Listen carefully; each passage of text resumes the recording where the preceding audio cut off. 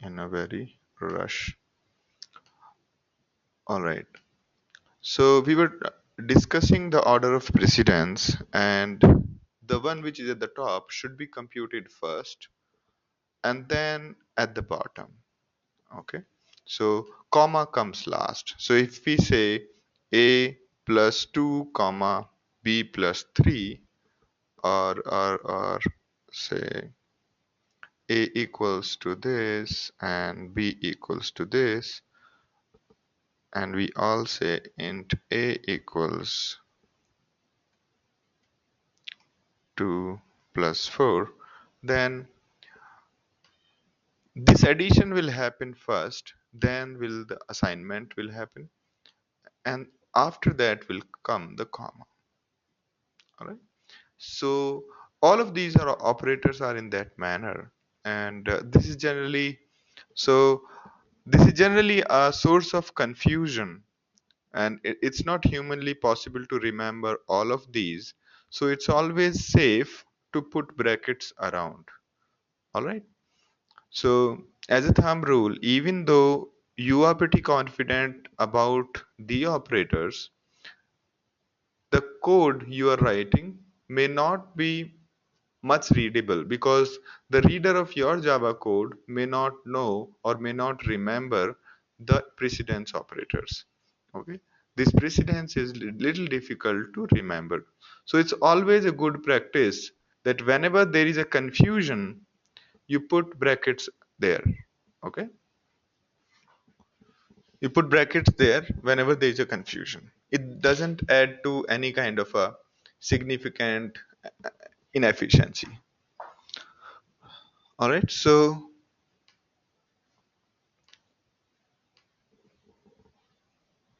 now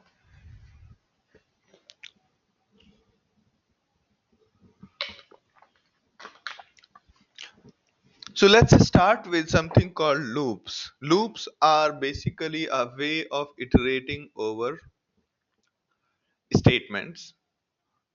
The whole thing is started with if and go to, and after that, lot of different kind of syntaxes for loops have come in.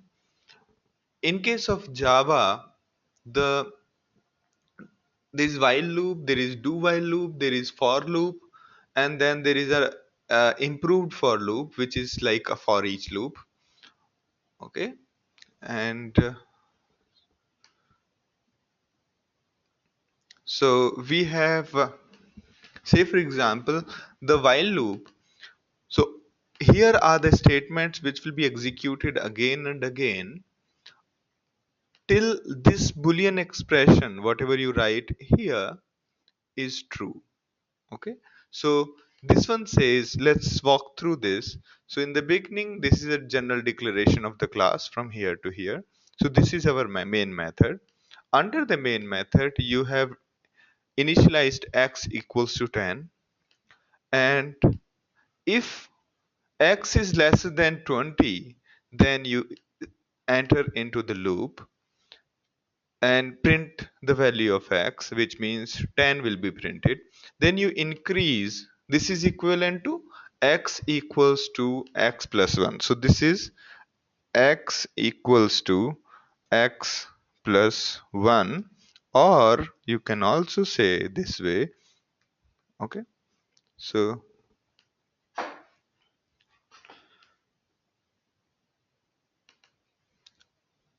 so these are equivalent, and this is a comment which I have just put in.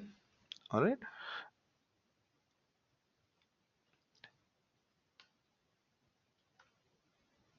All right, so this is looking ugly.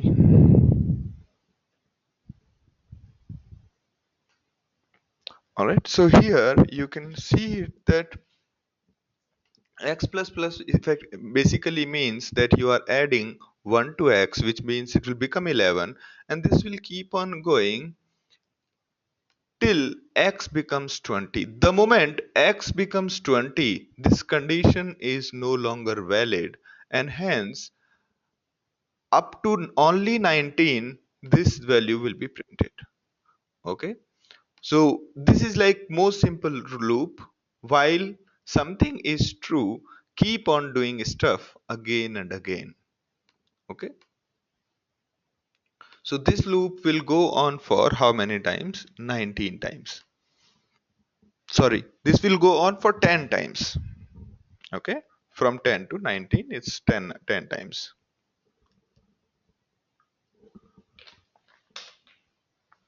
So the while loop is clear and the syntax is clear. This is the main method. So whenever you run a class, so let me show you how to run it.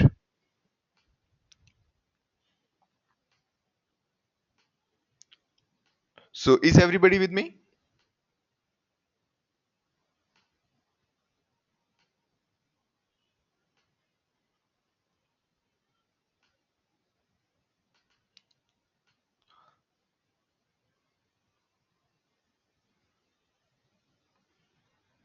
And let me ask you one thing.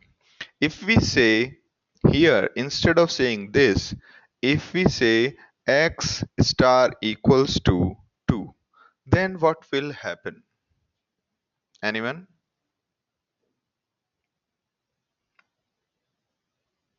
Yeah.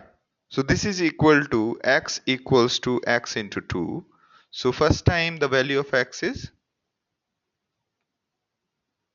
what all will be printed.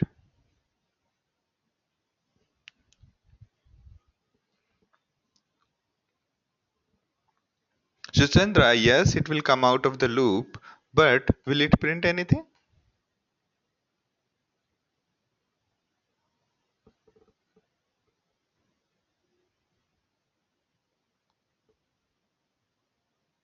Yes, yes. So only for the first time it will print 10, uh, 10 and then come out. Now let me ask you a question.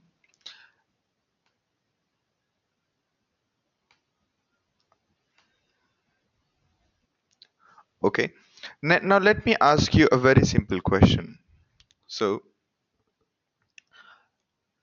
there are two things. One is x equals to x plus 1. So if x is a million number, x is a million number, how many times? So we say while x is lesser than 1 2 3 4 5 6.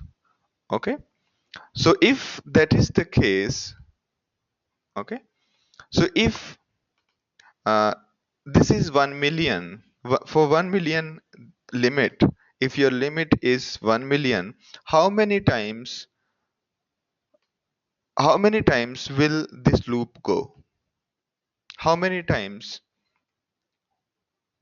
If upper limit is 1 million, and also let me make it simple, this is 1, so and we are saying x plus plus, how many times will the loop go?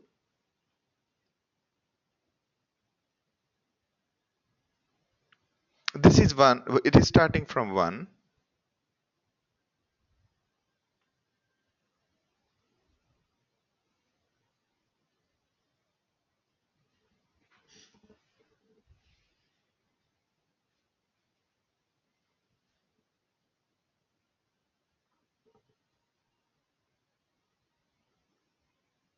Oh, okay, so it will go for how many times? 99999 something.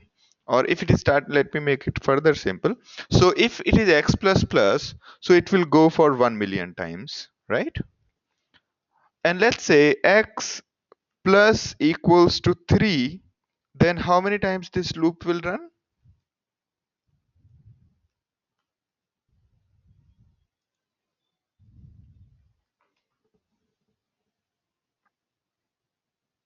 Approximately, just give me an approximate number.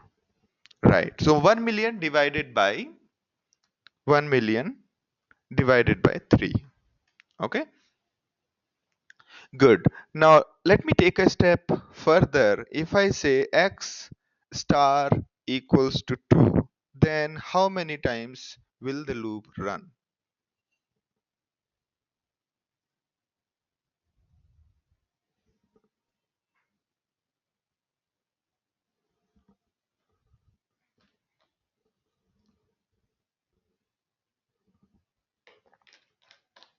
Anybody?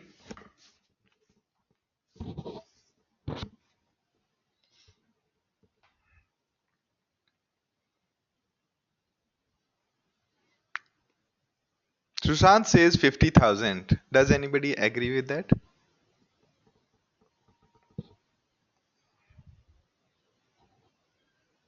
Anybody? Just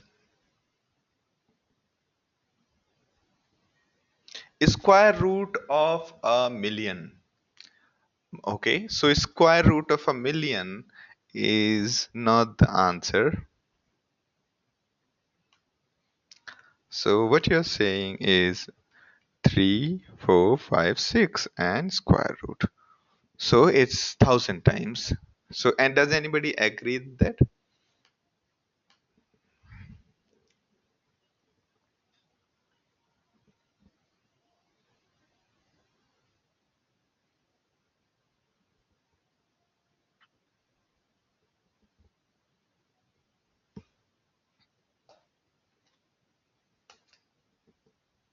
Oh, sorry.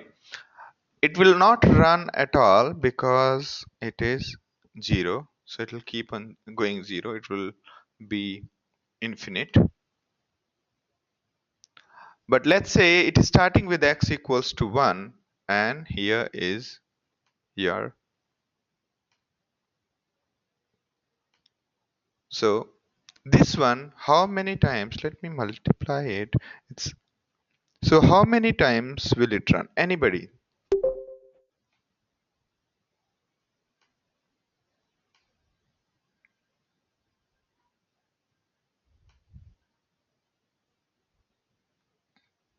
2 to the power n less than 1 million. Excellent.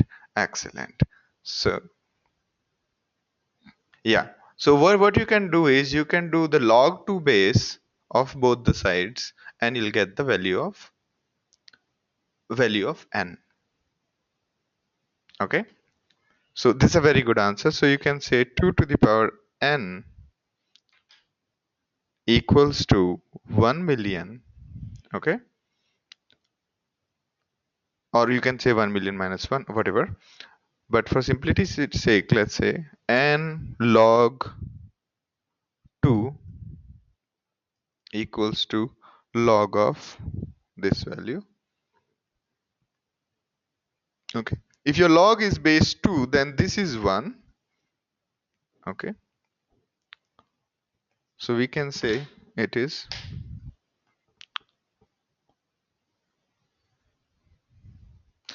All right. So this is also generally people ask in the discussions. Okay. So we can say 1 million and then we can say log 2 base. So it will actually run only 19 times, 20 times. Okay. So if x into equals to 2, the whole loop will actually run only 20 times, right? That is why a binary search is so fast, because every time the you're converting the whole space into half and you are jumping. So the binary search, if you guys have heard about, we basically just jump into in the middle of the whole range and then the next one. So the complexity of this loop is log n, because the total number of times the loop is being executed is log n. Okay. Earlier when we said x plus equals to 1, the total number of times it ran was n times. N is the total numbers, the upper limit. So that the complexity was log n. Okay. All right, great. So moving on.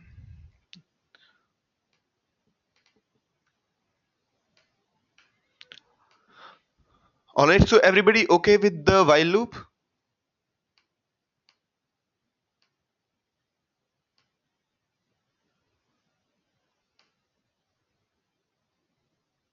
And everybody comfortable with the number? How did we compute the 20?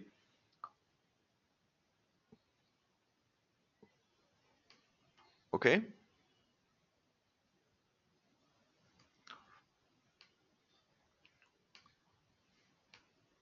So you can actually traverse to, I mean, it sounds very awkward, but it actually finishes in 20 times. You can try it out actually. Okay, if we have a number here, we can actually show you. There must be some hello world. Okay,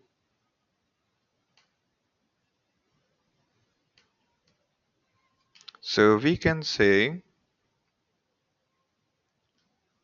int I equals 1 while I less than 1, 2, 3, 4, 5, 6. Sys out I, okay, and we say I star equals to 2.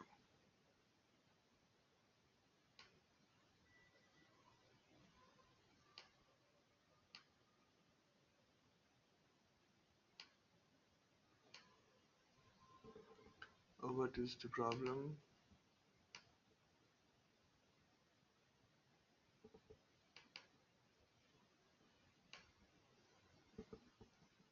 Okay, so these are basically 20 numbers.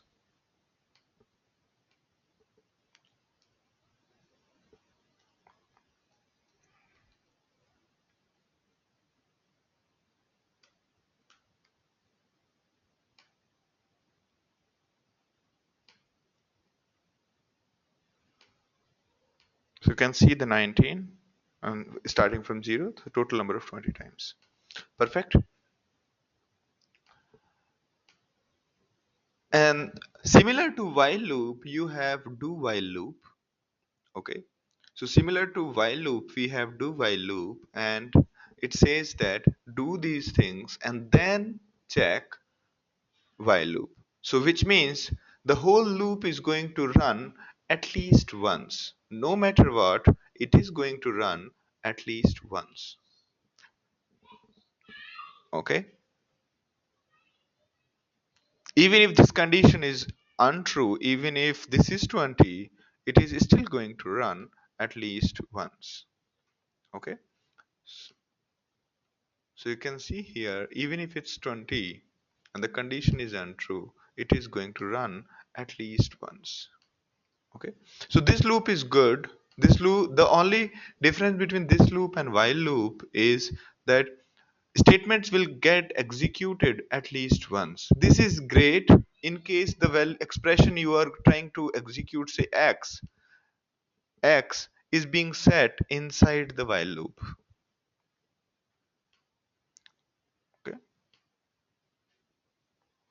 If x is being computed inside the statements itself, then this kind of a loop makes a lot of sense. Okay, so what will be the output of this one? Anybody?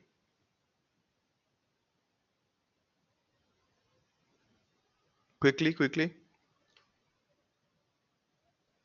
So it will do execute statement, then check the statement, and only if this condition is true, execute the next, execute the statements again.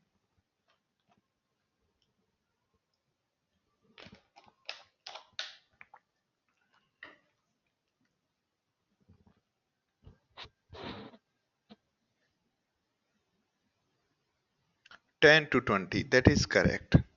That is correct. Yes. All right. One more thing, if you are defining a variable, if you are using some variable inside a condition, this variable have to be outside the loop. Okay. Here you can see that x cannot be resolved to a variable because we have moved the definition of a variable to inside of the block. Okay. Although this is perfectly normal to define things inside block, but these variables will not be available outside these curly brackets. Okay. Any questions on this? All right. So probably you must be familiar with this. So here it will be 20. Okay.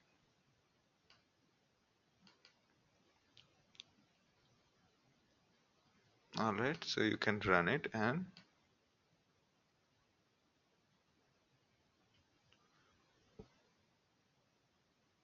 oh, it won't be 20, it will be actually 19. Why? Because the moment x reaches 20, it will exit and will not execute the next statement. Okay. Sorry. So basically what will happen is, let's say we have here 12. For the sake of argument, let's keep it 11. Okay. So we enter the loop, we run this statement. So value of x is 10, and then we increase it to 11, and then print new line, and then we check whether the value is less than 11. If it is not, then it goes to the next one, and hence it will exit. So both of your answers are wrong. It is going to be 10 to 19. Okay.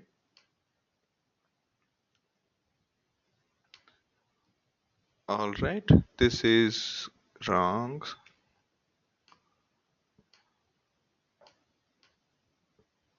So everybody okay with the while loop and do while loop? So the benefit of this do while loop is we can if there is the value of x, the initial value of x need to be computed for checking the condition, then these statement make a lot of sense. Do while will make a lot of sense for you. Okay, so the other thing which I have done, this looks very ugly slide. What if let me read out Sushant's question. What if I declare x equals to 10 just after line public class hello world? What if I declare int x equals 10 just after line? Okay, I got your question. So what you mean to say is, here if you want to declare int equals to 10, that is perfectly okay, right? So if you remove this, you have to have this function as non-static, okay? Because x is a part of the hello world's object, okay? While this method is static method, so then it will be a problem. But if you create a separate function, let's say function void my n, like this, not like this, okay? Let me, so this is a function, and if you move it there, then you can actually utilize that variable and say run the my function, new hello world, and then you can say my. Okay, so you can see that you can do it that way also. Yeah, so that's right, the integer declared just after class is global. Okay, the integer declared just after the class is global. So what is the difference between a function and a method? They are same. There is no difference. I will be using them interchangeably. Function and a method, both are same thing. So yes, this will be like a global variable within this class. Okay, but any instance variable is not available inside a static function. This is a static function.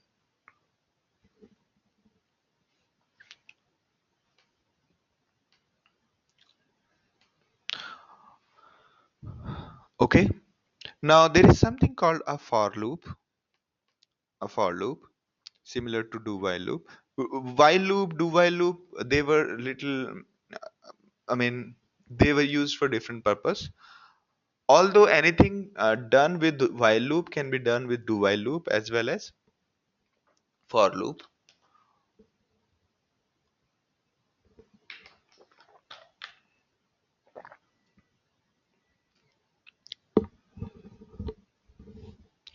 Global variable and static variables are also interchangeable.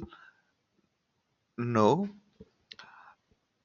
Okay, let me answer Seema's question first. After we run my function, the value of I will be changed to 20 for all future references. That is correct.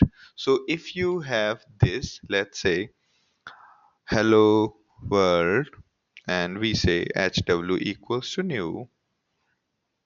So we created an instance of our HW and we run it.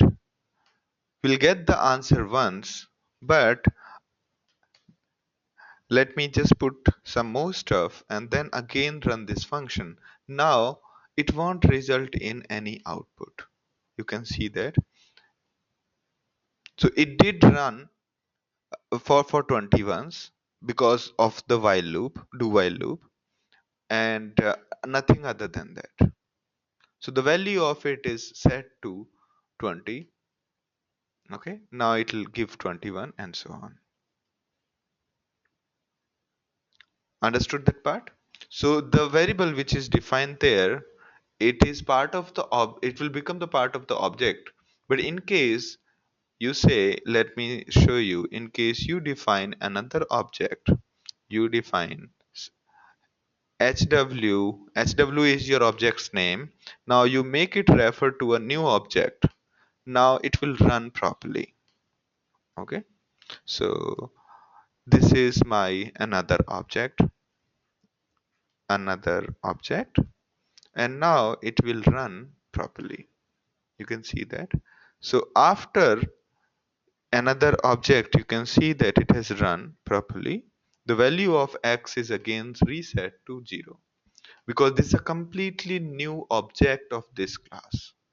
Okay, it's a new HW is now a new object to the new object of hello world. The old values are discarded, and in the value, which means the HW will have a value of x equals to 10 before starting the loop.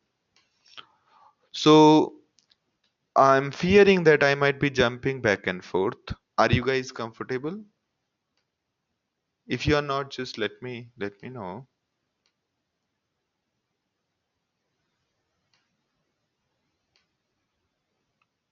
Okay. What's the difference between first instance variable of HW and second? So they are exactly identical. This one and this one is identical. It's just that since HW is already defined as a defined variable, we don't need to define HW again. We just created a fresh object of hello world and assigned that fresh object to HW. Okay, if you try to define it again, it will tell you that this is already defined. It says it is duplicate local variable. All right, the first time you have to define, of course, in this block from here. Okay, it's a local variable. Any other doubts? Yes.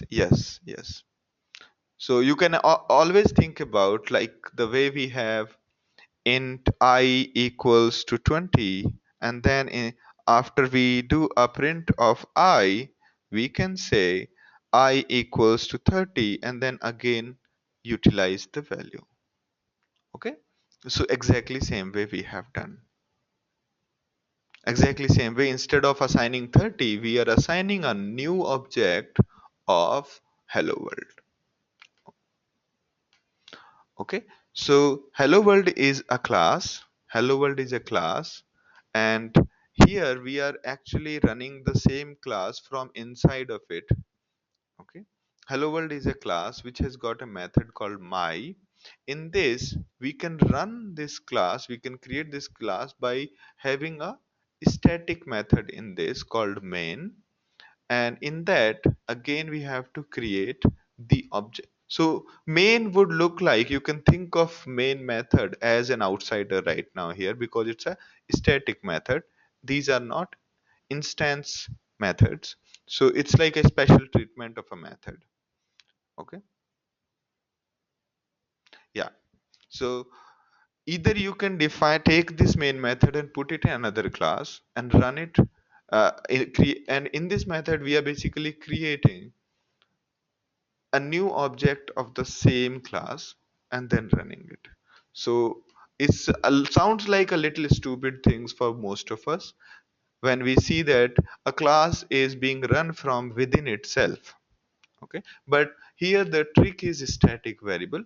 When we say any method is a static, you can think of it as an outsider which will be defined only once, and it can be called, this main method can be called without creating the instance of hello world. So if you have a public method, public static my static method, okay, so if you have this method and we say hi, now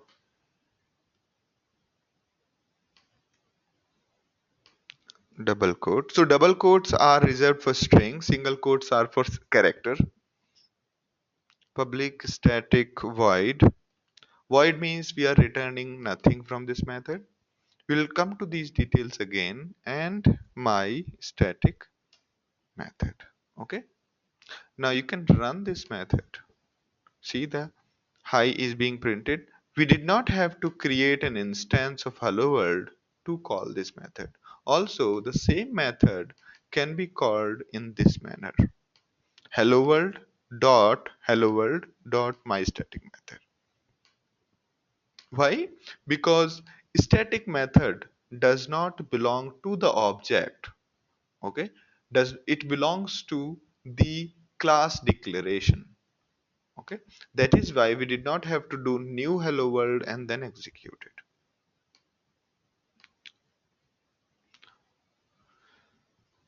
Well, this is useful if you have to retain a value and use the same function in different methods, right? Yeah.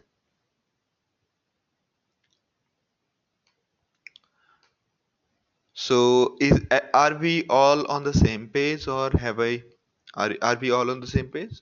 So I was describing what does it mean by a static method. A static, there are methods which take input and which give output, and they take input by the way of accepting arguments, they give output by the way of returning value.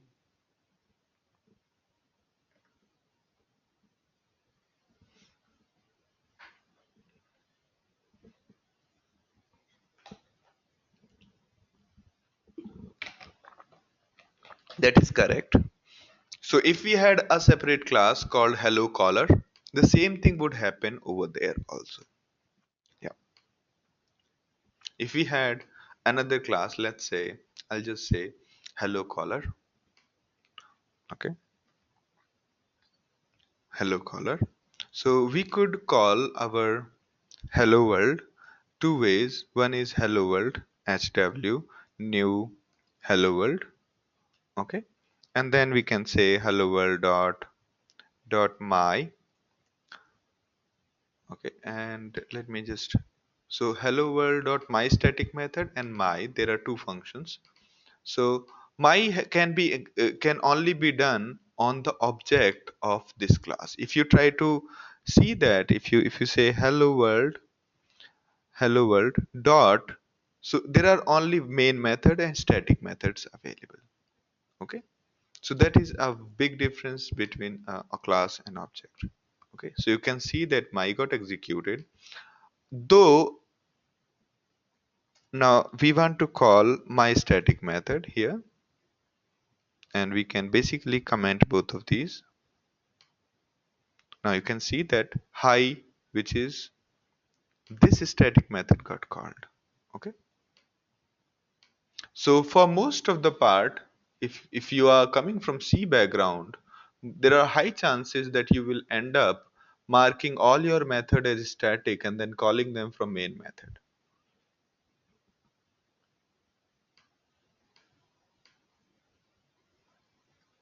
For most of the part, you might end up doing that if you are coming from a C background. Also, a static method can be called from the instance, okay, like this. All right. There's not much, no difference between these two for the static method. Okay. All right. So we all are on the same page with respect to static methods.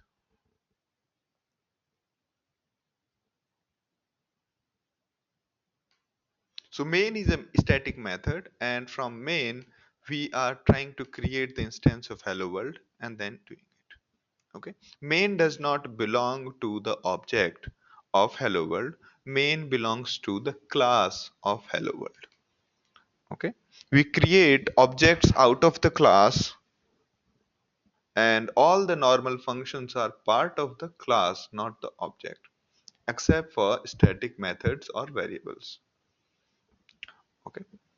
So though this difference will sink in after quite some time, but for time being, you can think of main as an outsider method inside the class, or any static function you can think of as an outsider.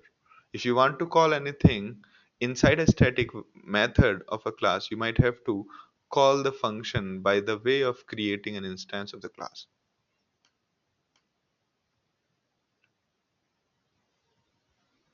Yes, so the static method can be called from the instance, uh, can be called like a instance method, but not the vice versa. That is correct.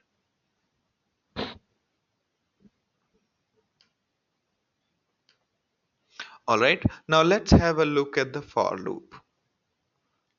Okay, let's have a look at the for loop. For loop essentially has three parts. One is initialization, other is the expression, the condition, till what time the loops should keep running, and then the update statement. This statement get executed after all the statements. Update statement will get executed after all the statements finish. Okay, so this would look better to you. Now you can see that there is an initialization state where x equals to 10 is our initialization. Then there is a boolean expression which says that keep running it till this condition is true. And then there is a step which get executed after all the statements finish. So the first step is this one, executing only once in the beginning. Second is keep running till the condition is true. Third is all these statements, all these three statements will get executed. And fourth is the this portion x plus plus will get executed fourth, which means x will be 10. Then the condition gets checked, the 10 is less than 20, that is true. Then 10 will get printed, then 10 will get increased to by 1, and then it will get new line will get printed, and then again uh, x will increase by 1. Okay, so effectively here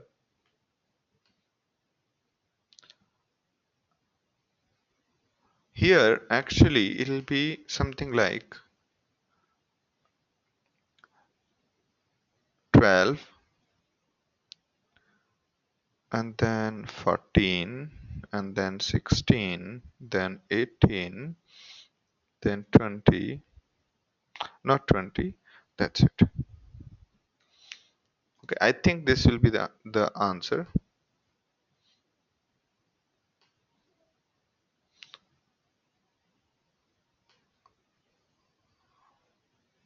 So where is our class, hello world class?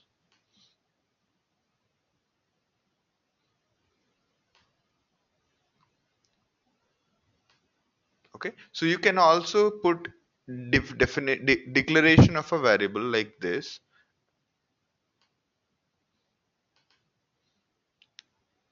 So I'm just removing this for now. Okay, now here it'll be 10, 12, 14, 16, 18. Is everyone with me? Okay.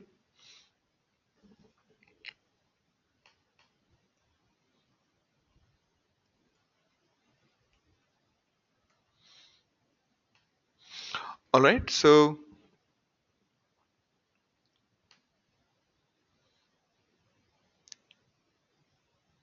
I so the for loop must be clear to all of you, right?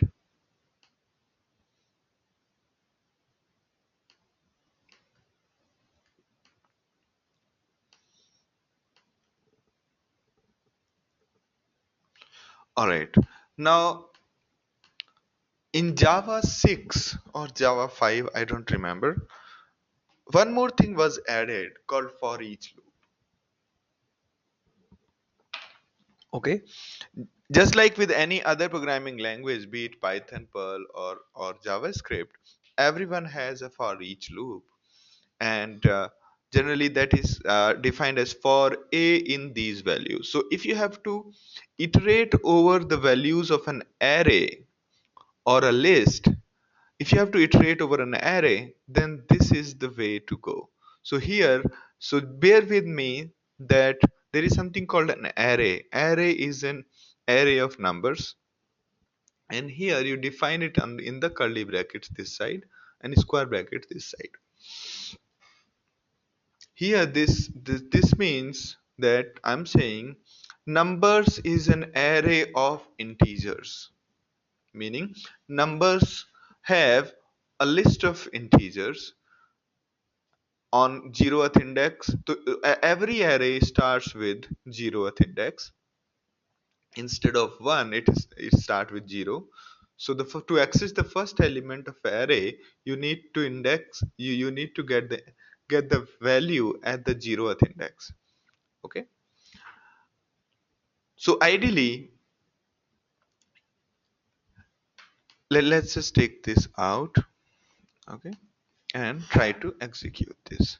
It means here, for x in this list, keep on executing this. Okay, similarly, in the second portion here, names is a list of strings. The name is a list of uh, character arrays. Okay, each individual is a string,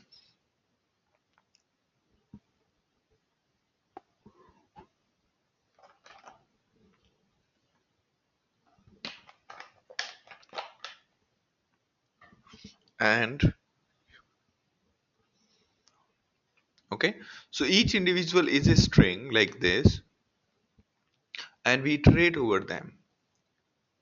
So first one will give 10 comma 20 comma 30 comma 40 comma 50, and then an extra comma, and same here. Okay, so this must be straightforward. In the absence of the loop, in the absence of for each loop, what we had to do earlier is, for I equals to 0, I less than numbers dot length I plus plus, and we say, okay, then we say x equals to numbers index this, and then whatever we have written here goes like this. Okay, so both of these are equivalent, as you can see here. Okay,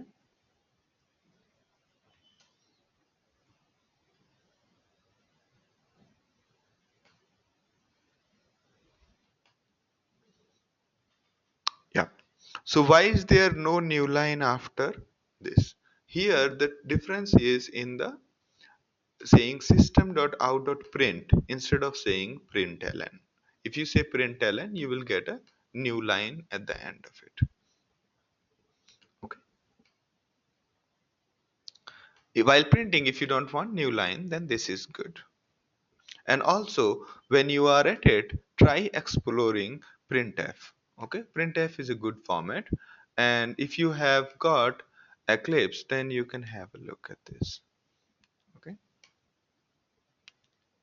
so inside the Eclipse, you can see the documentation of a class. So you can just click on something, and then it shows you this. You can have a look at that. Okay, So control space gives you the this list of functions. You can go quickly through it. This is the best way to actually learn and experiment with this programming language. Probably this is the reason what makes Java more popular than the other programming language, because the help is immediately available inside the inside the editor itself. Okay. Full doc for full, doc, full press control space and then you will get this. And if you want a full documentation, you click into this window, and here you will see that a full documentation is available. Okay, if you click on any of these things, it will take you to that particular thing. All right, so now for each loop is pretty simple. The objective of this exercise of for each for is to learn by exploration. This will enhance you the way we just discovered that I just happened to show you that this is how you can see the documentation. So these are all things, small things, which will help you do a lot of discovery of the things. Okay. Now, if you have to break the statement, you put a break anywhere. Immediately, the loop will break, meaning you will go till the point where the immediate loops brackets are there. Okay, immediate loops brackets are there, not the if, but the loop. Okay, had there been one more for loop outside it, that for loop would still continue. Okay, so now let's have a look at what does it look like here. Okay,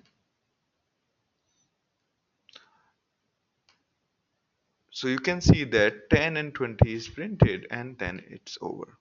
Now if we had one more loop, int I in 1 comma 2, and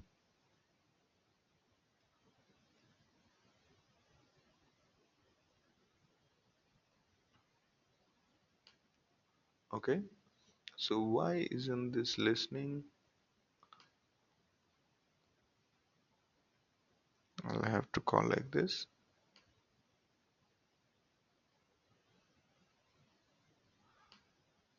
Okay, so still the values will be printed twice, right? One for I this and one for the other one.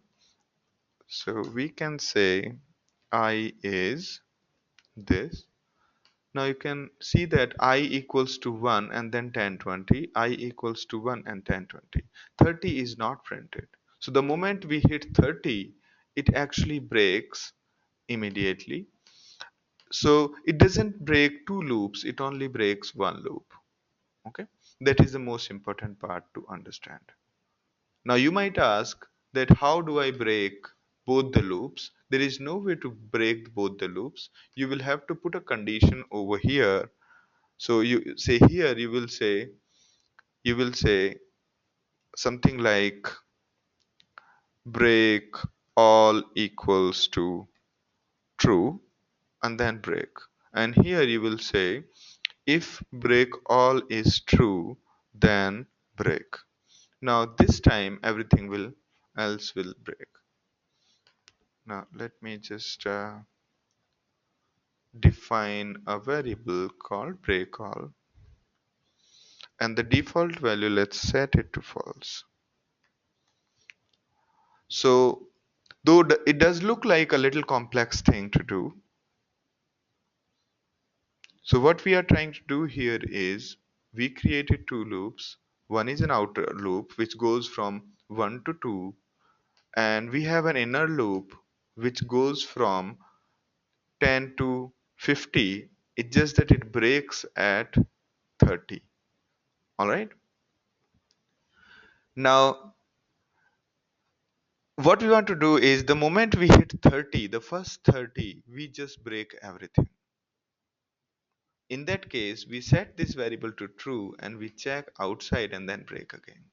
Okay. So this is how you can emulate the break. Do not try to do goto. What people try to do is, if condition is true, then go to a particular label. There used to be a go to statement that has been heavily deprecated and people avoid it. Okay, so break will only break one loop. So everyone with me?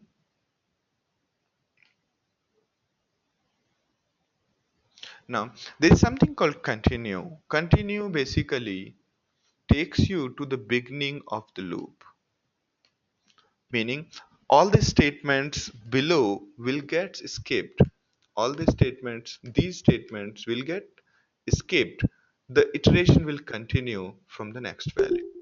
So let's walk through this one. It will give you a clarity. If 10, then print it.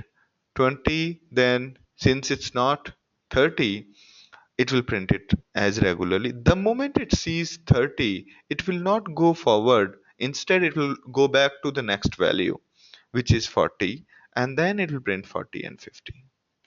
Okay. So if you have to really skip some things in an array while you're looping through a list of values and you want to skip processing some values, you generally put if and a continue statement.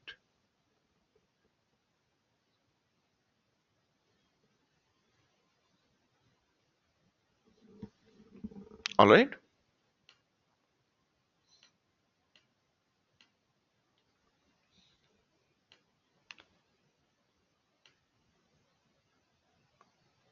Why there is no new line? Okay. Okay. Oh, that I have answered already. What if I move this angle brackets after system.println? Let me go back. So what you're trying to say is, oh, okay. So I got your question. What you mean to say is, let me just take it here. And then what you're trying to say is, let's take this after this, right? So this gives an error saying this statement is unreachable. You can see this statement. It says unreachable piece of code. Very good question. Because every time it enters into the condition, anything which is here is never going to be, this is unreachable, right? Because every time it will continue from here and it's unreachable. Even if had it been break here, the all the code below this would be unreachable,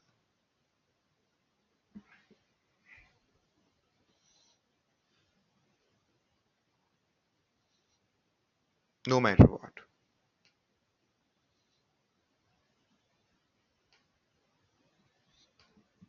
So okay,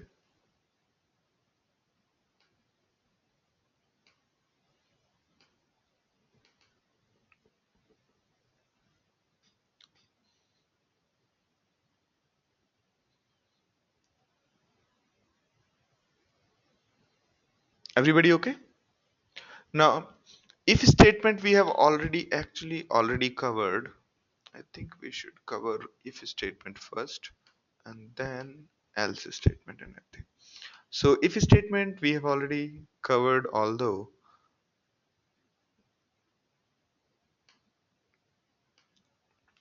whenever we want to say that if there is a condition and do this, we use if statement. And if else is similar. If you want to say if this is true, then do everything between the brackets, the curly brackets from here till here, from here till here. Okay, all the statements that are coming between will get executed.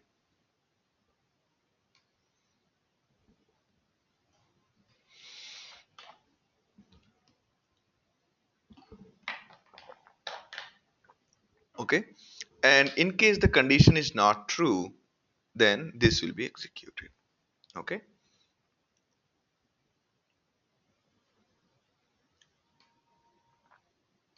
all right. So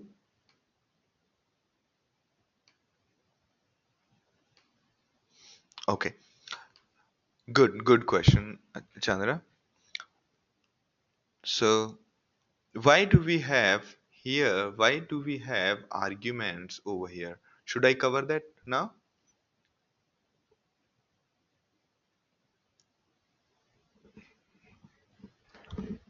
So let's talk about this. So the way we have defined any function, any method, say we define a method here, I think we'll cover it in some time. We'll cover it in some time, or have we covered it before? All right, never mind. So I'll just define it once. In case it's not clear, we'll talk about it again. Okay. So let us say, so when you execute a command, let's say, let me go into the same folder which we are talking. So this is the folder which contain my code. Let me increase the font. Now here you have src folder and there is a hello world Java.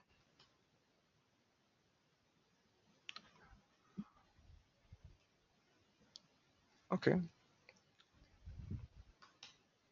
good. Now let us say that this is a function, right? And let us say we want to process the argument. We want to say hello world something, or hello world 2 3 4 5. Okay, we want to sum them up, or we want to let's say Sandeep and Giri, and what we are want what do we want is we want them to be comma separated and printed to the outside. So in those cases, what we do is for string name in args, and we say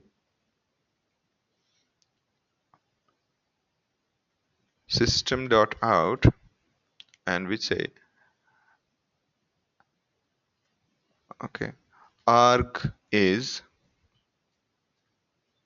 name. So what will it do is it will print each command line argument at one at a time.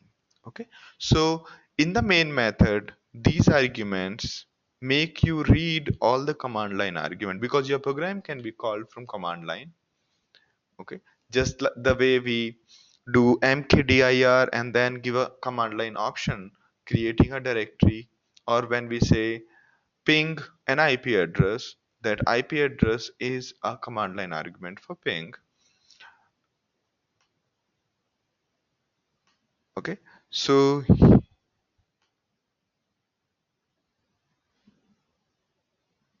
yeah, it's an input to the method and we have been ignoring it so far. Okay, let me do this.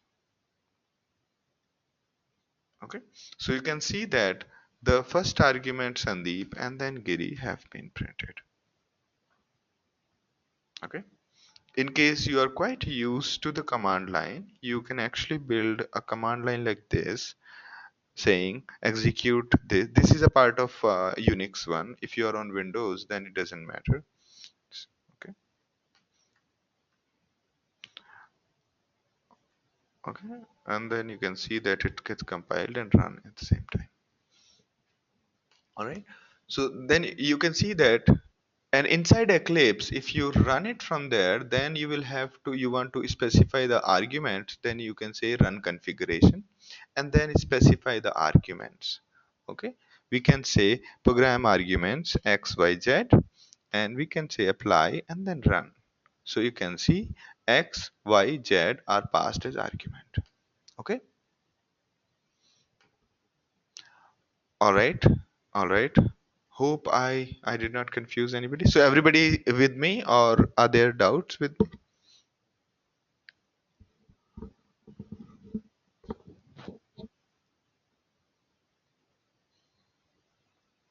Sushant is okay.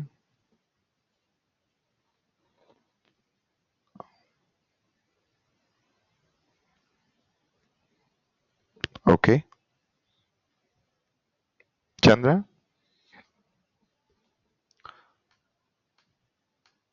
So there was an option of virtual machine argument that was what was that? Okay, very good point, Abhishek. Thank you. So here there are, you can see this. There is a command called Java which is running my program called Hello World, and then my Hello World is taking Sandeep and Giri as argument. Now look at it the other way. For Java, we are the command line argument, and we have got some arguments here. So Java is one program to which we are passing three command line arguments. So if you want to pass some options like take only 100 MB and then run it, okay, then we pass the arguments like this, okay.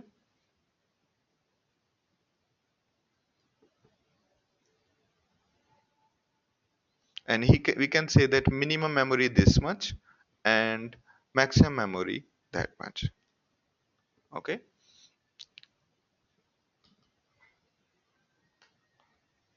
So if we had a string equals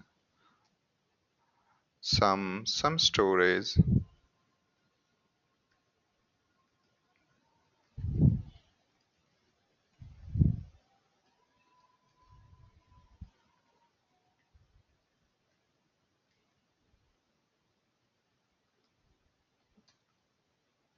so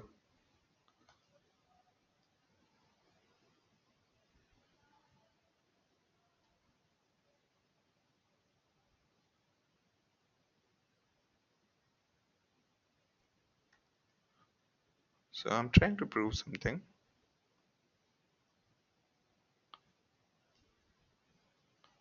Okay, it doesn't work that way.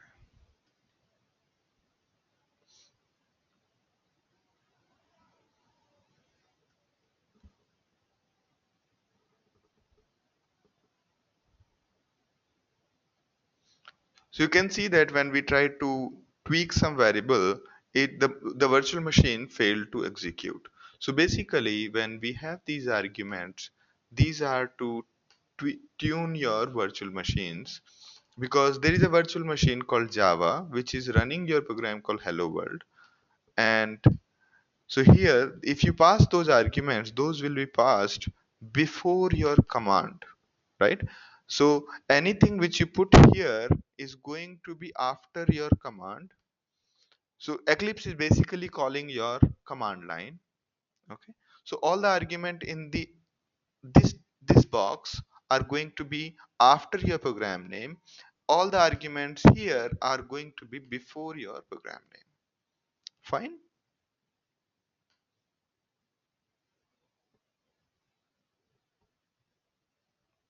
So Eclipse let you insert both the things.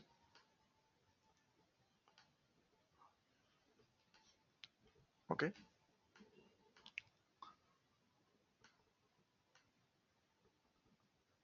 Similarly, other than if else, so if is simple, then there is if else. Either do, if the condition is correct, then do this, else condition is this. Okay. Now else execute this, and then you have if else else if, and then final else. So if you have multiple statements, you can use this kind of syntax. So if x equals to 20 10, then do this. Otherwise, if x equals to 20 if x equals to 10, then do this. X equals to 20, then do this. Else if x equals to 30, don't do this. Else do this. Okay. So if you actually, just as a side note, if you look at this kind of a code, if you see somebody's code having too many if else conditions, it would mean to me that the code is really ugly. There is something wrong going on in his code, because having this kind of hacky situations, lot of if else conditions mark a bad design in a code. Although this is fairly acceptable and good, but generally this kind of situation flag that your code is bad, your design is bad. because you can avoid this kind of a design by having maybe an array, iterating over it, and doing some checks. All right. So that is if else condition. And now there is, to avoid this kind of if else, there is something called a switch expression. Switch and then condition. So whatever condition you give in the switch, that will be evaluated. This expression, say grade here, is an expression. It will be evaluated. Just a second. Somebody is trying to call again and again. All right. So the grade will be evaluated, and for k, if the grade is A, then this statement get executed. Grade is B, then nothing happens, and and it moves to this one. So the moment the value is B or C, this statement get executed. Okay. And if you did not have a break here, then in case of B or C, you will get well done as well as you passed. Okay.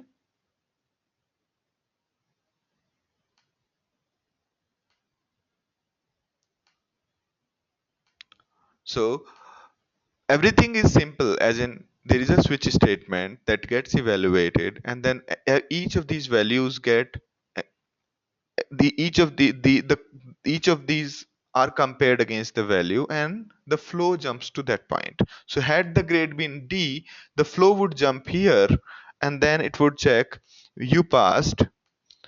Okay. And after that it'll be better try again, and break. Okay.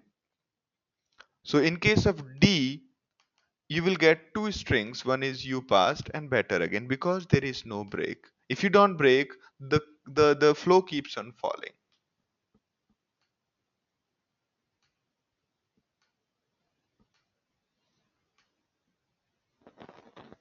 All right. So that's the story of this one. I'll show you a few things here.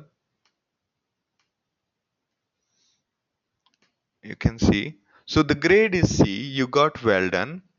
And in case you say D, then what will you get?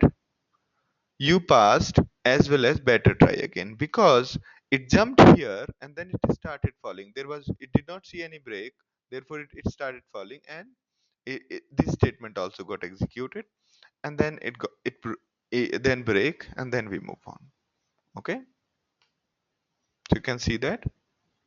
So this is by design, this is not a mistake.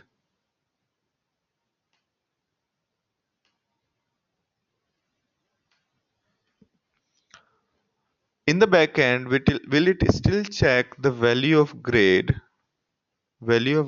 at every case statement?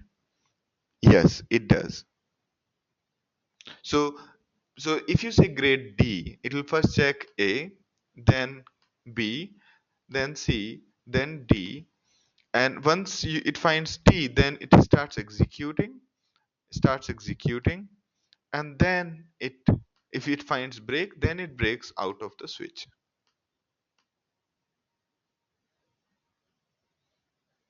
Okay.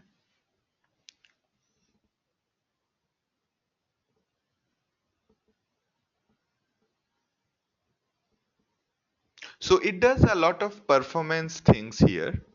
Okay. It does a lot of performance things. It will not be the way I'm explaining things. It will not be that way. Because inside the case you cannot have a variable.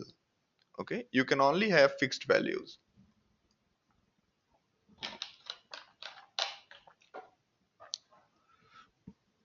Okay.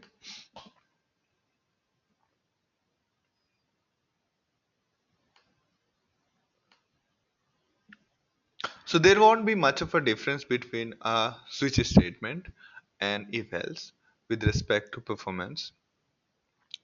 Both will be same.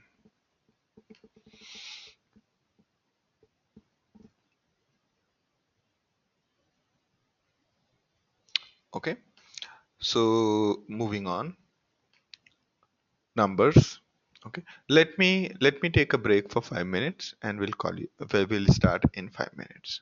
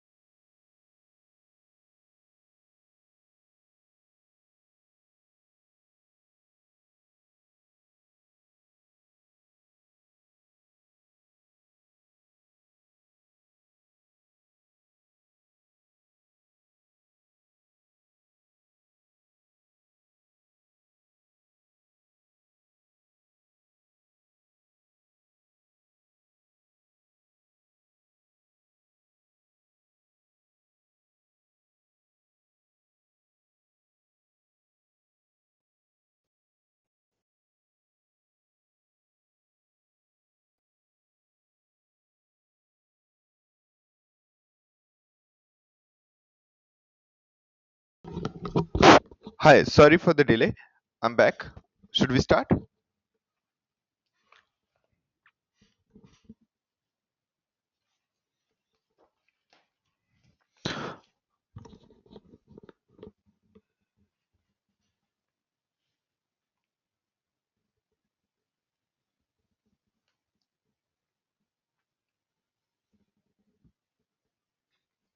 So Chandra's question is, does it allow conditional checks?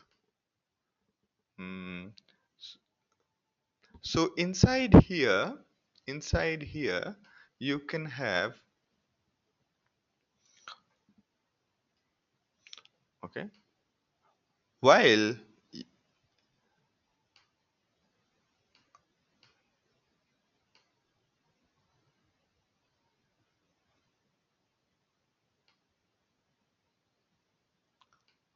okay, while in this, it cannot allow you things like this. It gives an error. No, actually, it does allow you. It does allow you. Okay.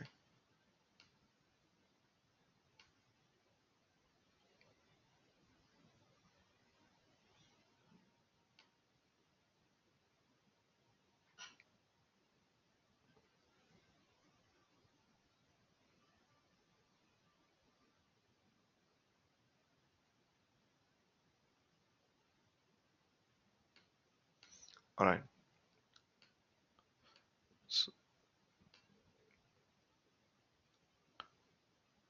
does it allow you the conditional check?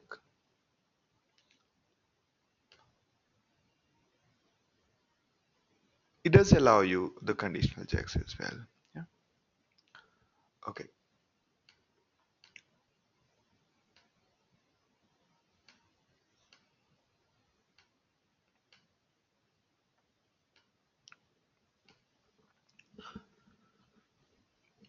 Now, now there most of the time the primitive types like int, float, char, and those things are good enough. But sometimes you need to use their wrappers, such as you need to use these complex objects which are parallel to the basics one.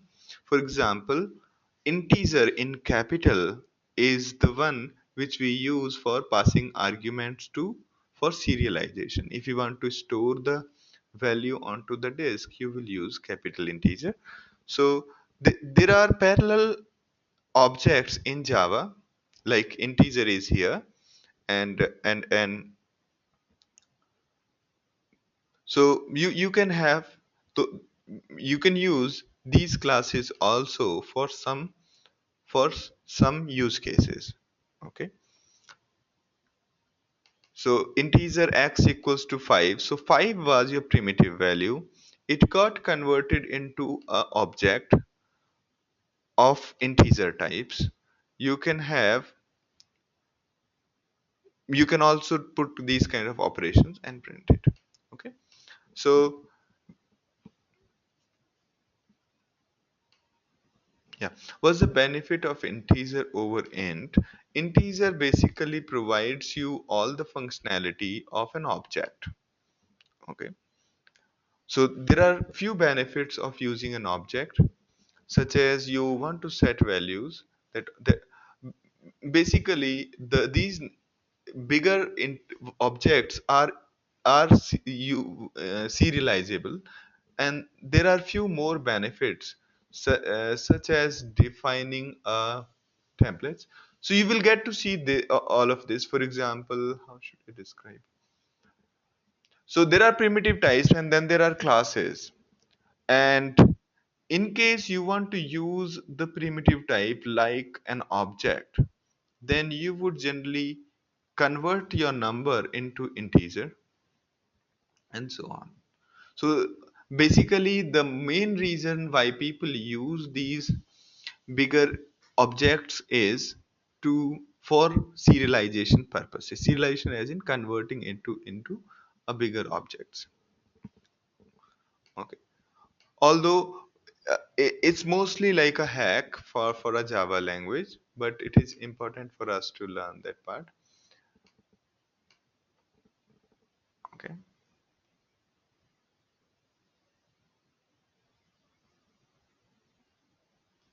Also, this object X has got many kind of values, many kind of functions, and X also provides you, the integer also provides you various kinds of thread safe operations.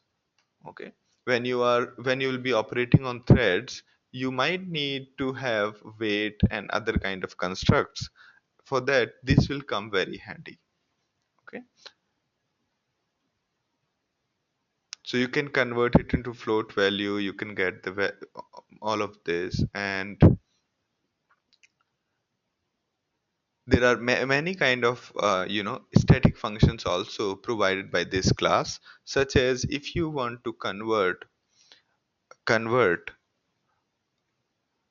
a string into an integer. So this is string and you want to convert that into integer, then you will use this. Okay.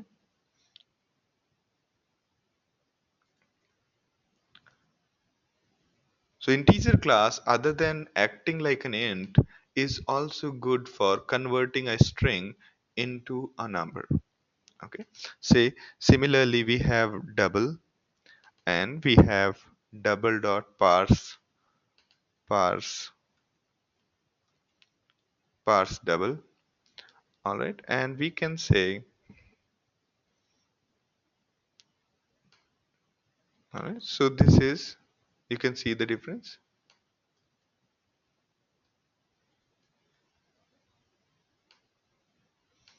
All right, now this class, integer class, other than providing you an object wrapper, or we call it boxing unboxing. So X is a complex type, inside it we are putting a value, and then we can taking it out. So capital integer, I integer, is acting like a big box, and big box in which we are putting this small primitive types.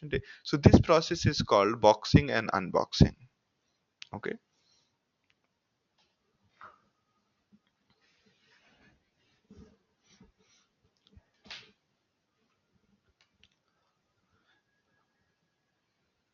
So for all these primitives,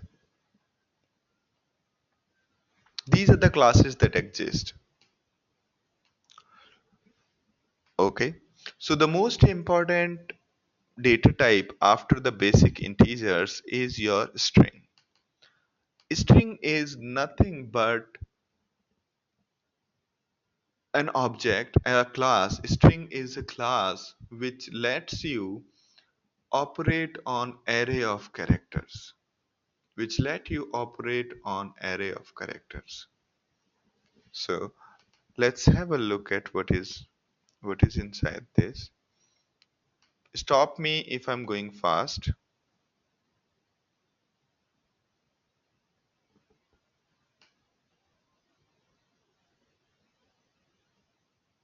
What is it that I'm making a mistake here?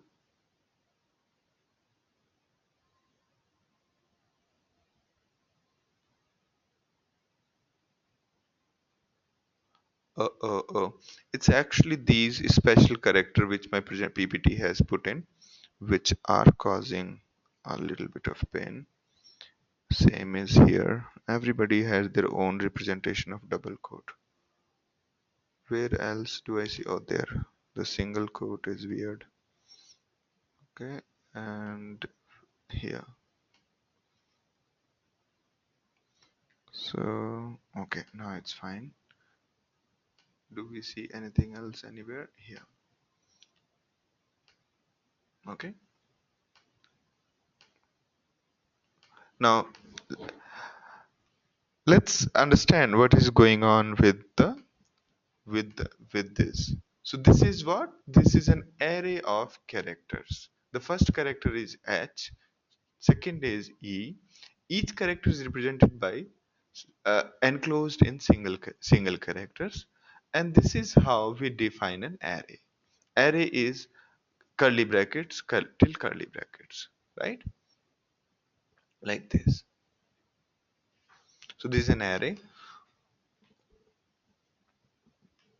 We can define a string object, which is basically a special kind of a character array, using by passing an array of characters and then printing it. Or we can define the string this way also. The name of the variable and double quote and then till double quote. Okay, that's how we have been defining hello world so far. Okay, so when we say hello world and double quote, hello world was a string. Now there are various kinds of functions which string method provides you, starting with character at. If you want to access a particular character at a particular index, then you can use char at, which is equivalent to array and access a particular value at that point, and so on. Now if you want to find out a character in the string, the first index of the character, you can use index of. And if you want to find the last index, you can use this method. If you want to find the length, then you can use this. If you want to replace one character with another character, you can use this. If you want to replace using a regular expression, you could use replace all function from string. Okay. If you want to find out, if you want to do, so there are all sorts of functions. We have trim, which removes new line from the from the end of the end of the string, and so on.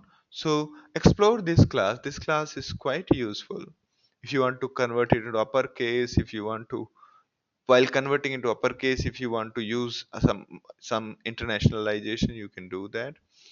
And there are so many functions which are there. And there is something called is empty, which basically based on the length,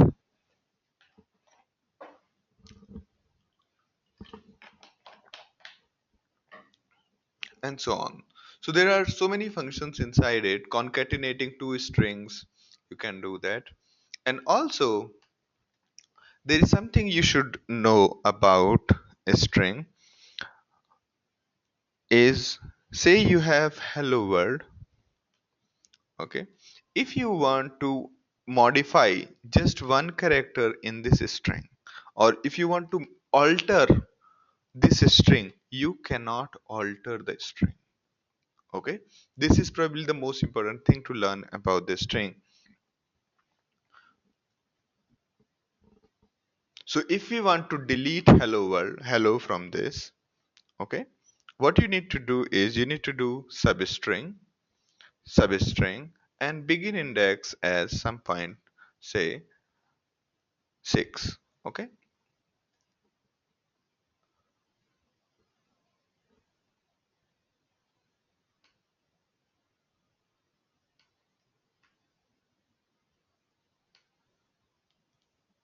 where is my output? Where did it go? Okay, there.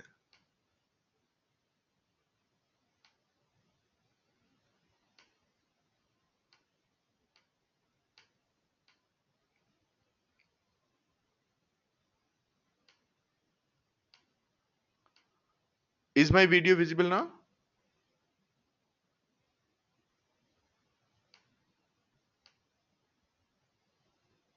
All right, all right.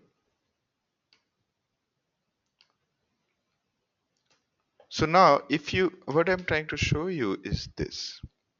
There is no way to alter a string. Okay, although you could say things like m equals this,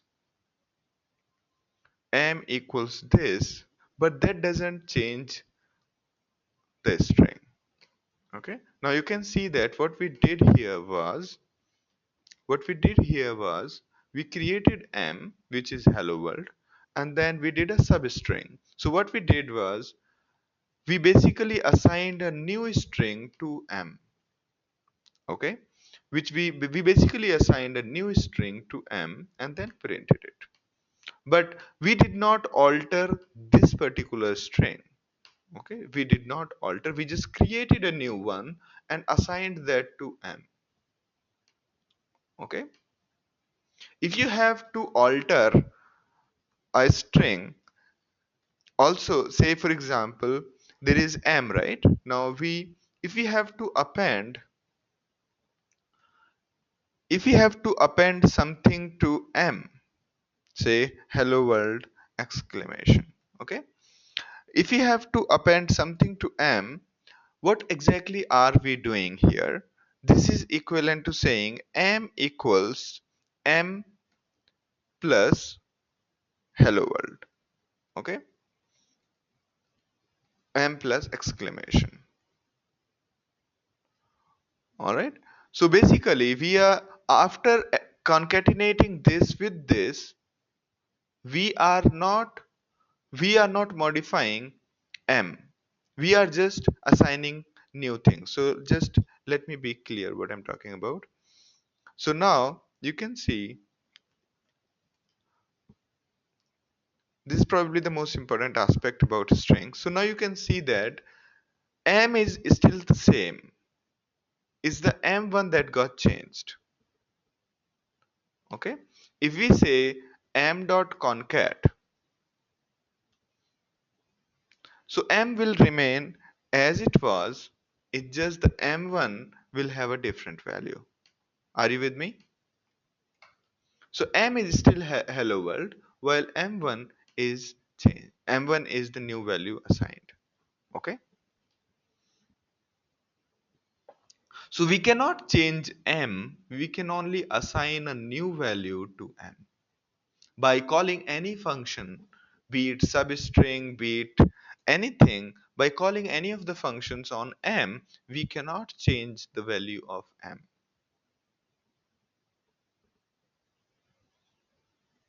Okay,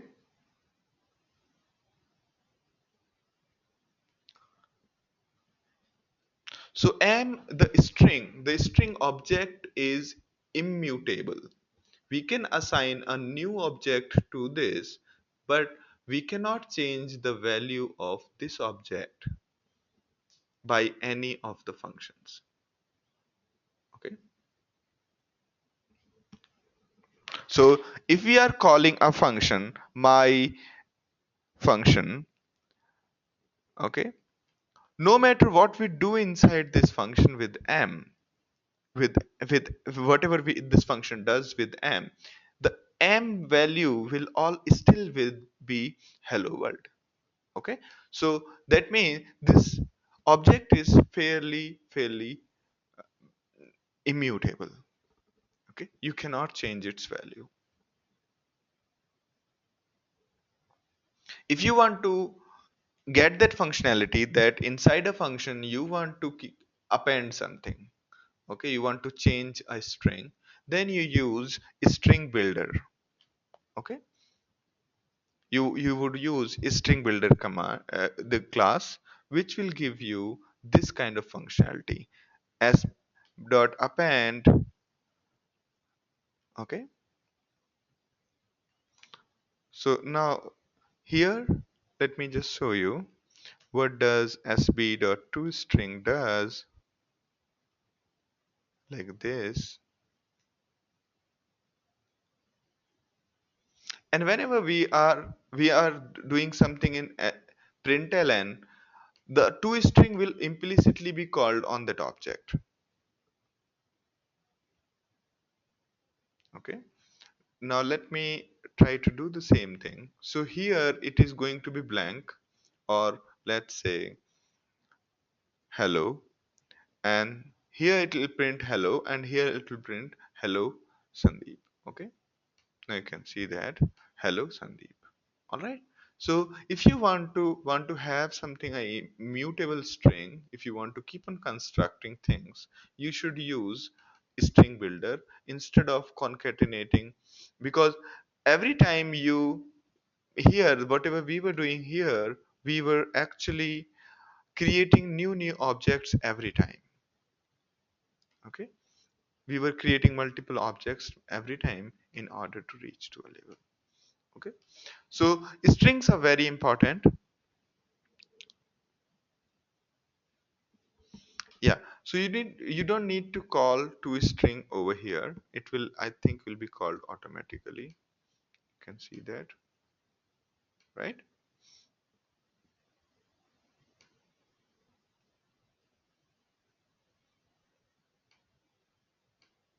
Right?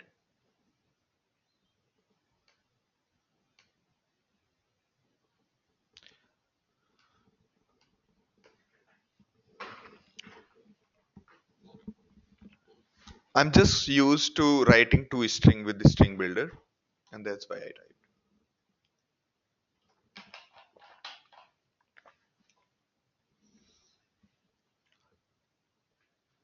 Okay, so definitely try using these kind of things. Here, if you let's start with here. We had palindrome, and we concatenated this, so we got this.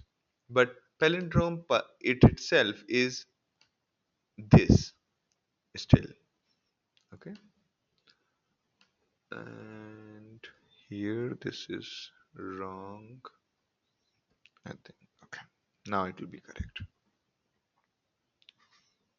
Now this converts it into uppercase. This converts this main one itself. None of these are changing the value. This replaces a e i o u with underscore, and so on. All right.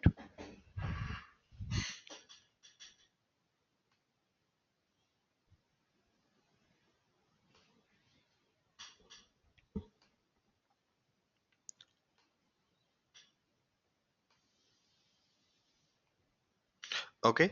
So here replace all is not case is case sensitive. This is case sensitive. Let me try to do few things. So let's say we have,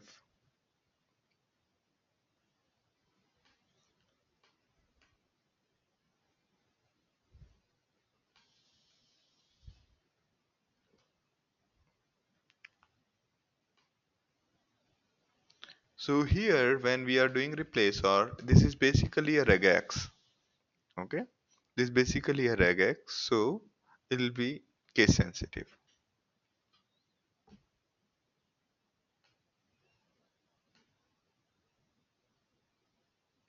Yeah, yeah, this is case sensitive. So if we say a e i o u, then it will not replace what we have been looking for. You see.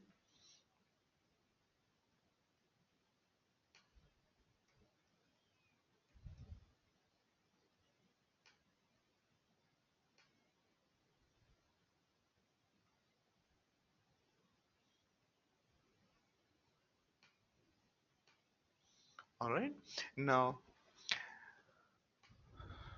the next one is an array. Array. So as with any programming language, you will keep seeing thing, it generally goes back and forth. Same is the design of any programming language. Most of the programming languages are actually written in itself.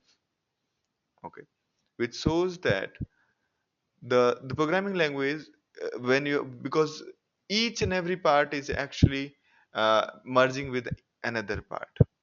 Okay, so that is why when you learn programming language, you will keep on jumping back and forth with the things. The way, although we used string long back from the hello world time itself, but we are discussing strings now. Similarly, arrays have already been described. We are studying now. This kind of problems would always be there. Now, array is essentially a container to hold values. It starts from zero. So if the array is of length 10, the last value of the array will be at index 9. Okay, so let's say there is an array here, which is there are, first way of creating an array is most simple one was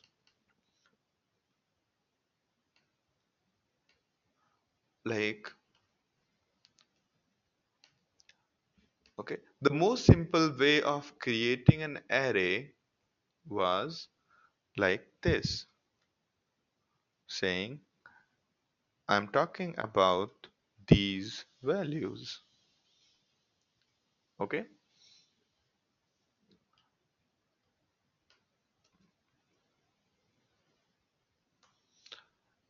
the other way is you just create a array. This is declaration of an array, and then you assign to this declared variable uh, an array of three integers. The default value is 0 in these cases, and then you assign to any value.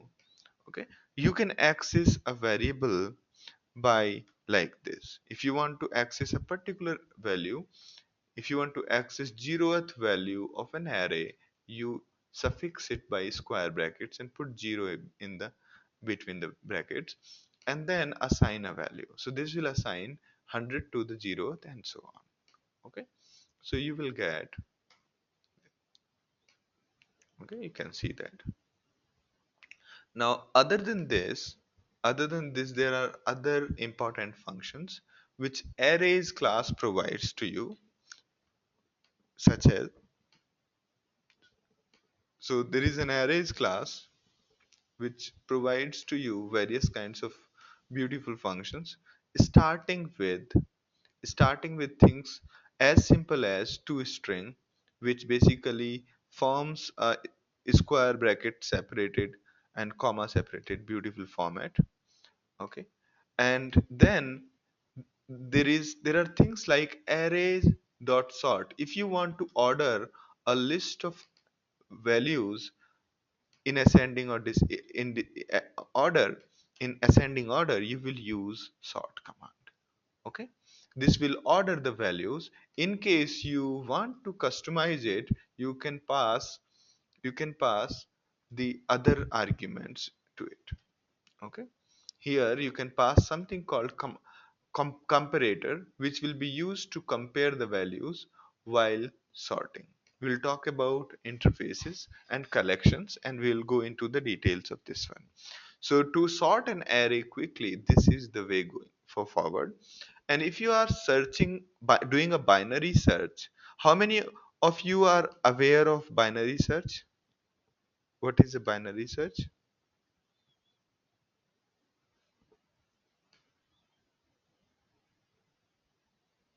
Okay.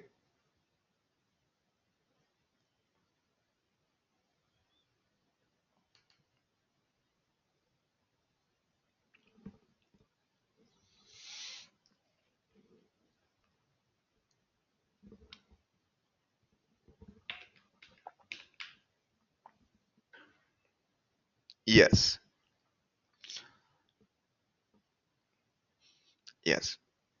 So if you are given a dictionary which has words in it, and you have to find out a particular word, the general strategy would be to open the dictionary into two halves, and in case the word you are looking for is lesser than the word which is on the current page, then you look in the left part of the dictionary, otherwise you look in the right part of the dictionary.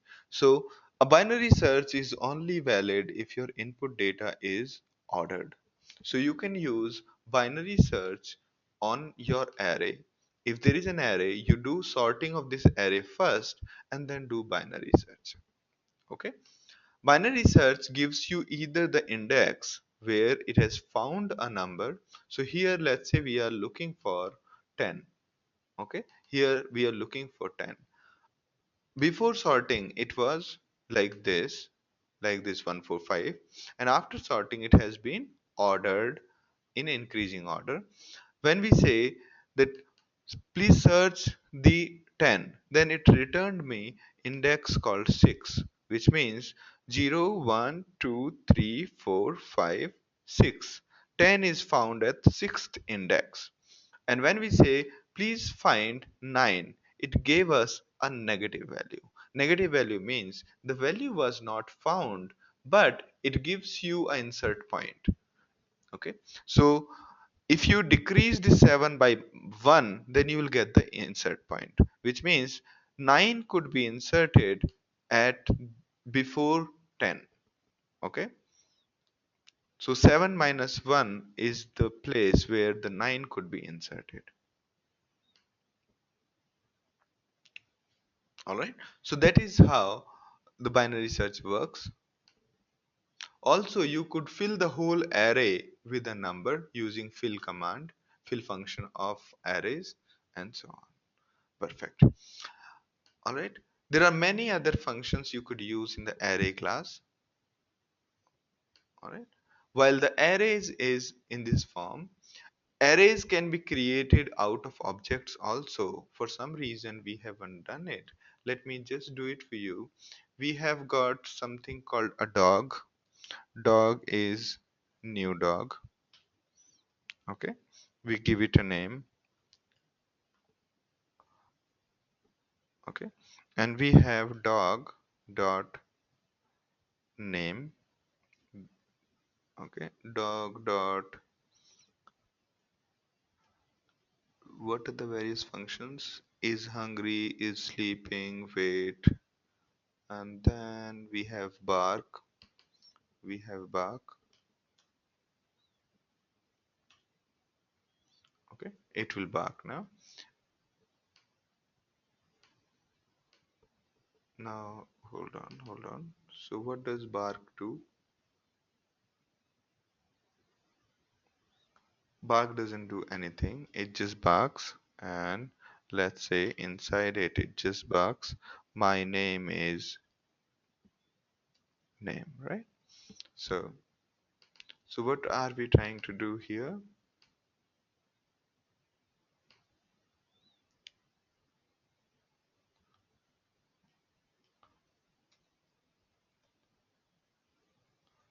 So we are saying this dot name. We are assigning whatever name has been passed in the constructor. Don't worry, in case you did not get it, we'll talk about it again and again.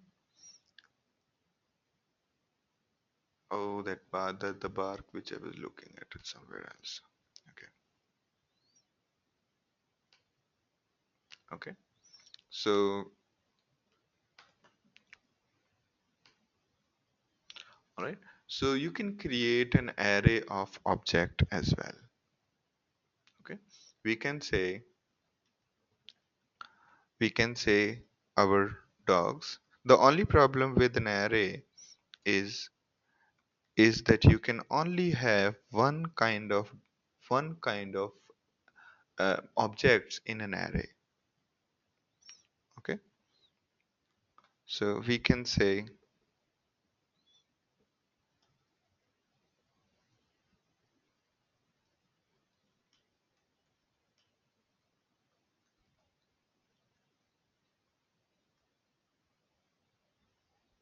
all right, and this is how you can actually create an array of objects.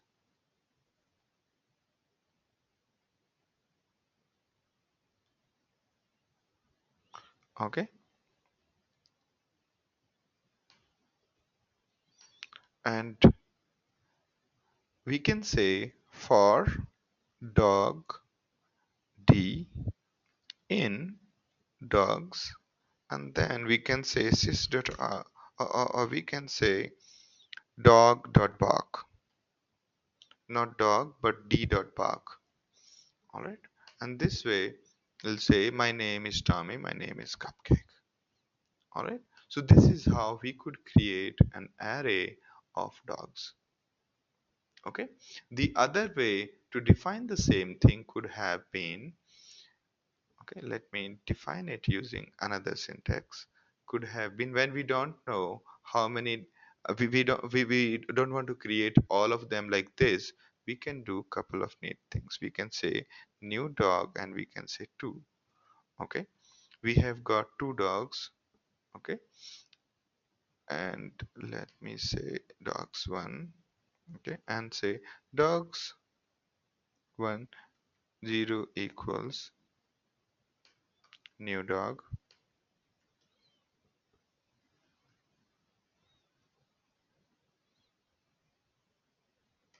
So this way we could, okay, and then we can iterate over it.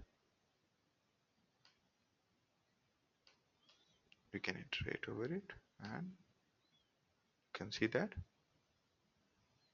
So we got first, this is from first loop and this is from second loop. So this is how you could do an array of objects.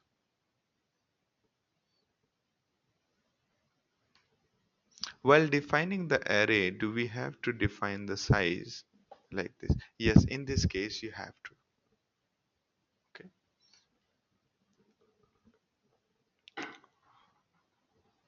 The other, if you don't know the size of the array right now, okay, then you would not like to use an array. Okay, you would not like to use an array because array is finely tuned to,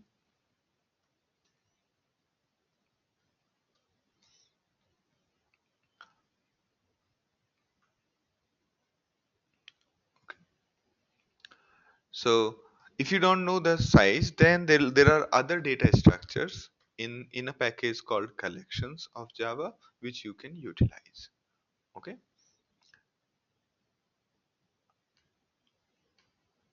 now date time is probably a little difficult thing to do in Java. That is why people use different kind of date times. Okay, for me the things which work is that I think of date or time, I think of it as a big number, as a big long, okay, and uh, it's a basically it's basically the millisecond since the epoch. Okay, so whenever you think of time, you should generally think of the time as a big number representing milliseconds since epoch. Epoch is 1st January 1970. All right, no matter which language you use, the best way to deal with time, I mean, as a matter of fact, the library of Java, the time library of Java has been uh, modified at least 10 times in its history and revamped, and still it's fairly buggy in the sense it's unintuitive. So the easiest way to create the current value of time is using date equals to new date. So date is essentially a big number. Inside it, it's just a big number representation, number of milliseconds since 1st January 1970 in time zone of UTC. Okay, so new date is that number, and basically whenever I'm dealing with a date, I generally deal it in terms of either a class called calendar or using a plain vanilla long. Okay,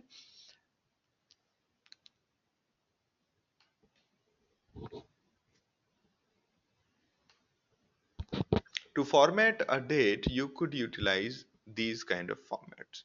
There's something called simple date format which helps you format any date in a particular format. Okay, in a particular manner you want to print, you can print it. So this basically prints out the current date time, and this prints the current date time in a format like this.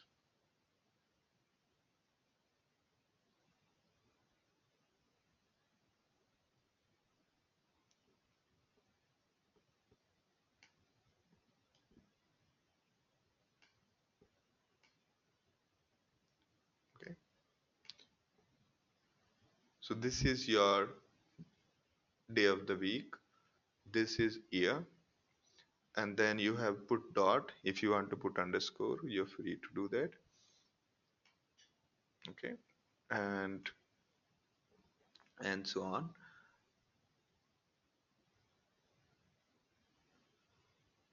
Capital M is month. If you put 3 months, capital M, then you get in this format. See FEB and so on. Okay. So study the simple date format, you will get the idea. Now, a method or a function, although we have been dealing it for the quite some time, this is how it looks. A method is, these are modifiers. These are modifiers, public and static. This is the return value, modifier followed by a return value. After that is the function name. You can keep any valid identifier as function name. It's just that keep it in the form of verb and action. Okay, do something kind of format. And generally first letter we keep it small, meaning camel case. And then comes the arguments. Then come the arguments like this. Okay.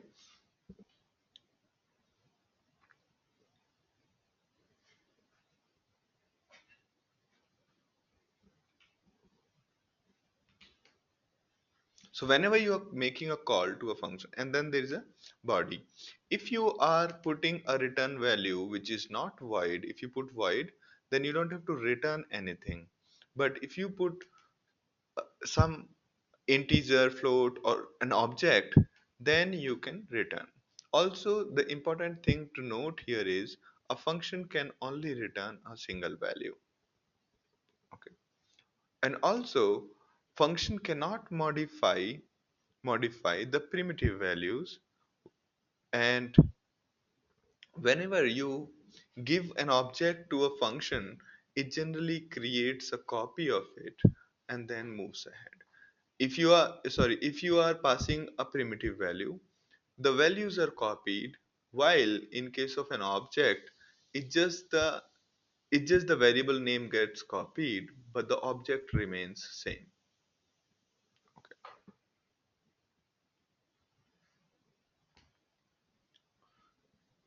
So here you can see that we are having a min, a function which basically computes min. You can see that. So here the important part is your min function. It's basically computing minimum of 10 and 12. Alright, it's computing the minimum of two numbers and giving out the minimum. Okay.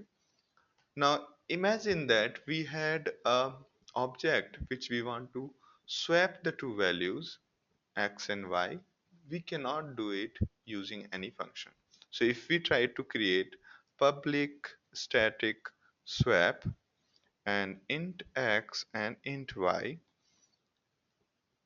okay, and we say void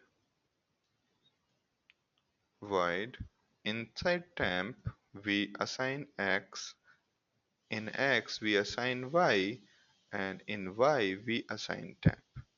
So do you think it will work?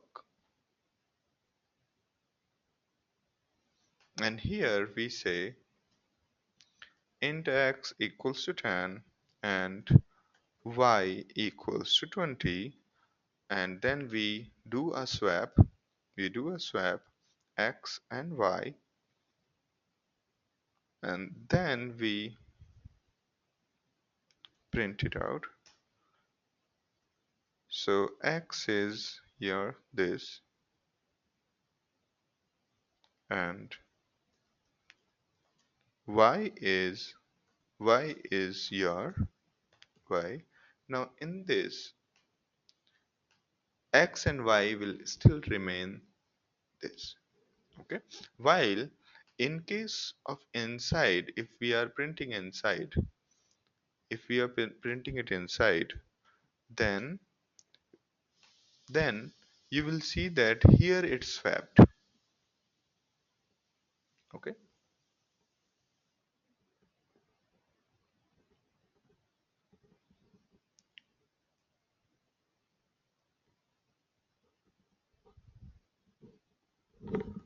All right. Now let's say instead of doing this way, we decide that we will have an array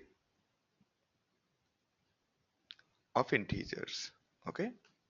Now if we say whatever is on the 0th index,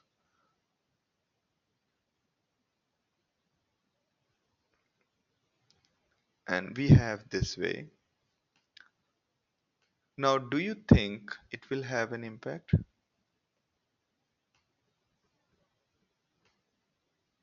It's not returning anything, yeah? It's void. Now when we are passing here, like this is my array and this is my integer array, and I am passing 10 and 20. So if I say, if I print array.toString, arrays.toString, and I say this, what will happen?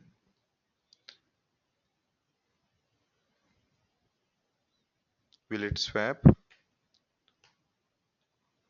Now you can see that I've created an array of two values 10 and 12. I'm passing this array name here and trying to swap the values.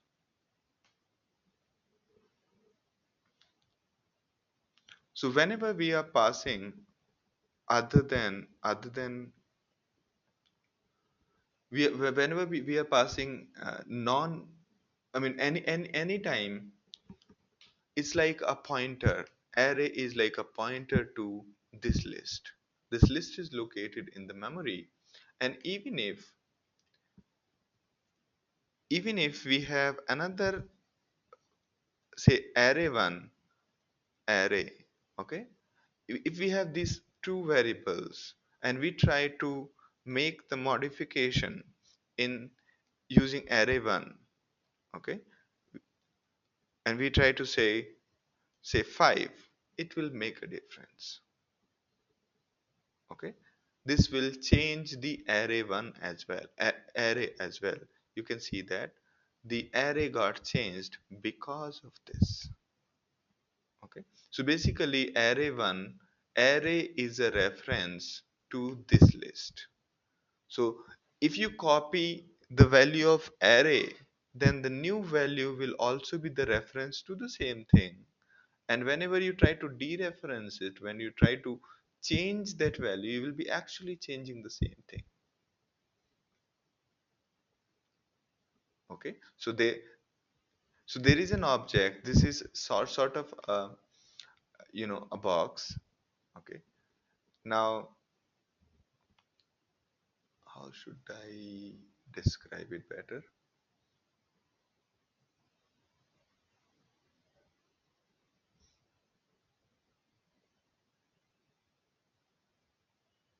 Okay, so basically the name which is referring to the box is changed, but the box is still the same.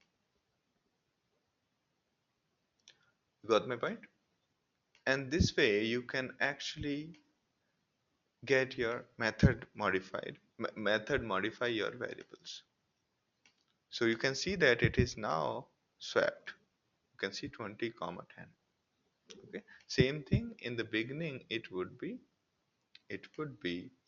something of this sort. 10 and 20 became 20 and 10. All right.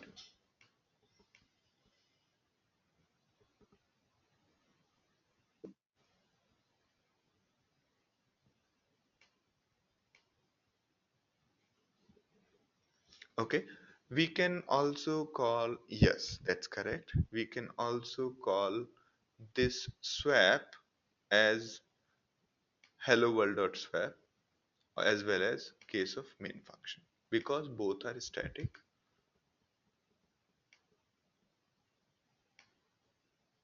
Okay, so that was something which we did describe. All right. So void returning methods are pretty clear. We have also talked about arguments, and we have also discussed this part, trying to swap two variables.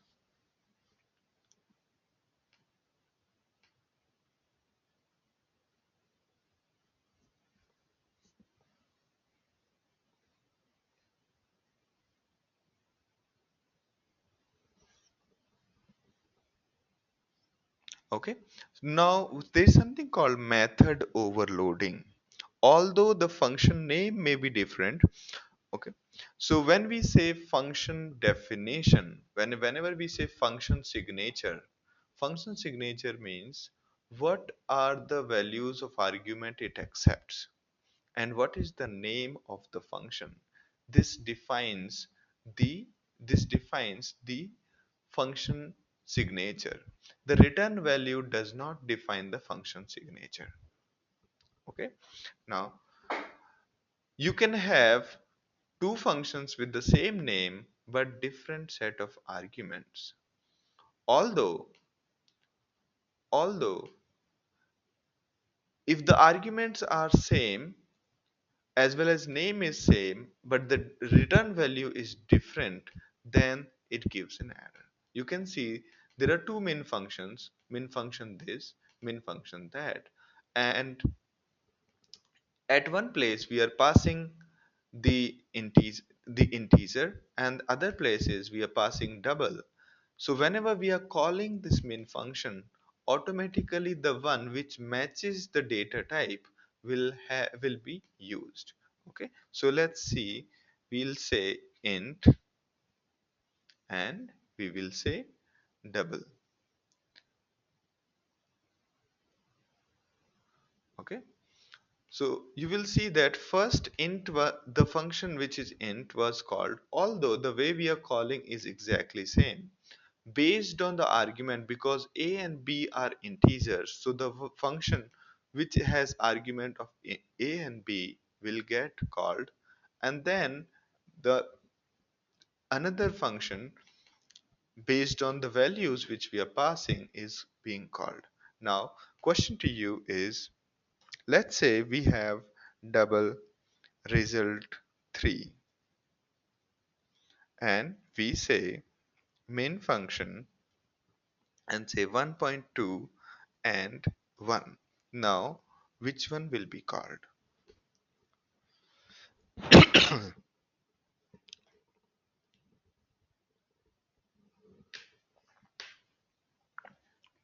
Alright, so the one which is matching first will be called the upper one, because it will make sense to call double. It is easier to cast a integer into double rather than double into integer. If you try to convert double into integer, you will be losing the decimal part of it. That is why, based on this kind of rules, your double function will be called.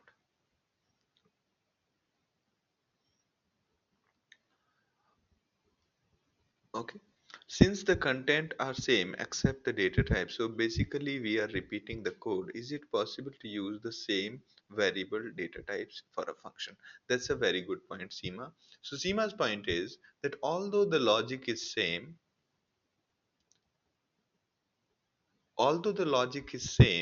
we are repeating the same function again and again and again and again. Why can't we do it for all the data types? Okay.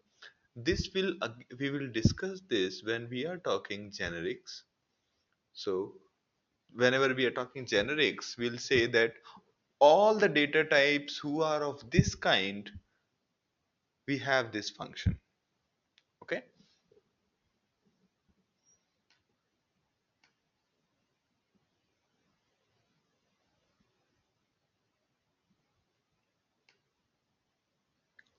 Why the sequence of printing is not int and then return value of function with, okay, why the sequence of printing is not int? It's actually int. You can see int. So you mean to say int, then 6, then 7.3, and then double? No, actually, if you see here, the function is called immediately, right? And then we are printing.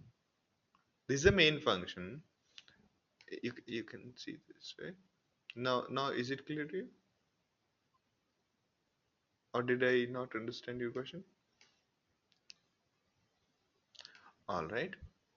Now I missed a question by Chandra. What if the first argument is double?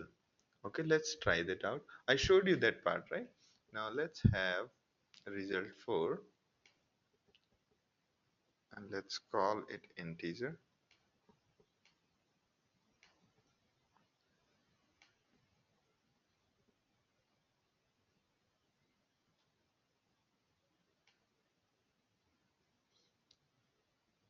Now you can see that that cannot convert double to int because this is trying to match this with the double one, and the double one returns double instead of integer. Okay, so it's very clear from the beginning itself.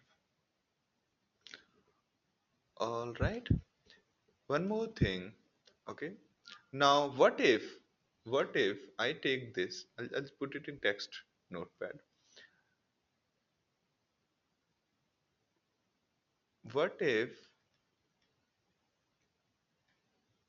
we have this function, we have another function, main function, whose value is integer, return value is integer, and rest of the things are same. So we have third function, we have function in this here, whose value, which will return integer, and arguments are same.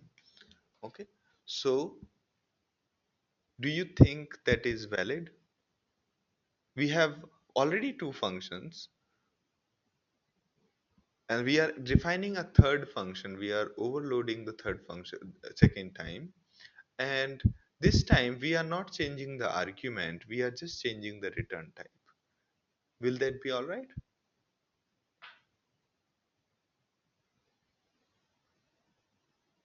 So this one, if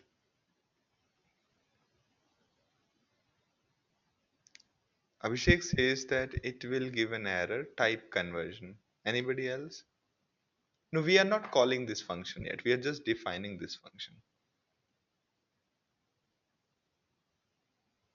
Now here it is. So it says that it's a duplicate declaration.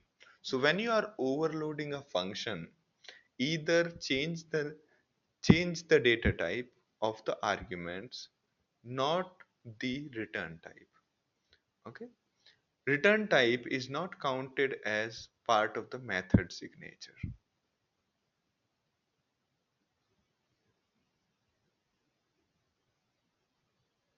Okay, why? Because why don't we count return type as method signature? Because when we are calling a method, we are not telling to the virtual machine that this is the return type we get. We only tell Java that, hey, can you execute my function? I'm passing these arguments, and whatever it returns, we do something with it. Okay. Therefore, Java need to be very clear about which method to call based on the argument and the function name. Okay, sounds good to you? All right. So So that is about method overloading. Method overloading essentially means creating multiple functions with the same name but different data types, and automatic selection of the method happens based on the data type you are passing. Okay. Now there's something called Java. Whenever we are dealing with file system IOs, we are basically dealing with files. and we need to be able to read and write files in any programming language except for JavaScript, where we don't generally read and write files. But in the cases when JavaScript runs on the backend, such as Node.js, you need to have a library to read and write. So in case of Java, the whole operation of reading writing files happen through classes called streams. Okay, there are two kinds of streams: input stream, output streams. And further, input stream and output streams are further classified. An input stream could be file input stream, or other kind of input streams. They could be reading from a memory, they could be reading from a network.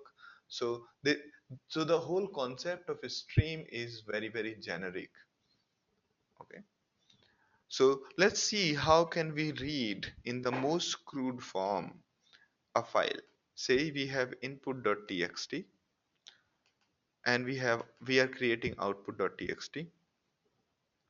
We are basically copying these files. So all we did was, first we created an object called new file input stream and giving the file name. Now we got a object of, we created a new class. We gave the class name of the file input stream. So we got in and out, two objects, one representing file input stream, other representing file output stream. We are reading from one in, while in dot read does not return -1. C is a int, or you can think of it as anything. It's basically, you can put character, but that will be only good if the your files are text files. Now C equals in dot read, and while this whole thing is not -1, meaning C is not -1, you keep writing to the out. So read returns you the current character on which your cursor is in a file, and it returns -1 the moment you hit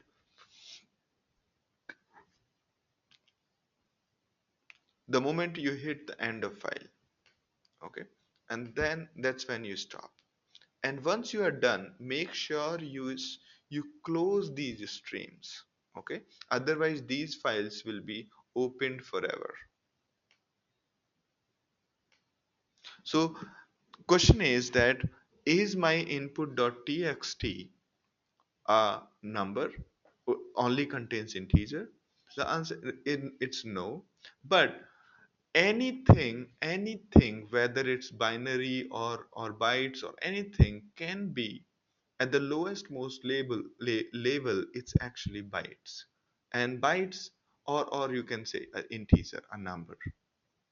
Okay, everything is basically numbers. A character is also a number. So the read gives you the beginning of the read gives you the integer on the current value of the cursor. Okay, or you can think of in as handle of the file, the way if you did it in C or other languages. In and out are the handle of the files.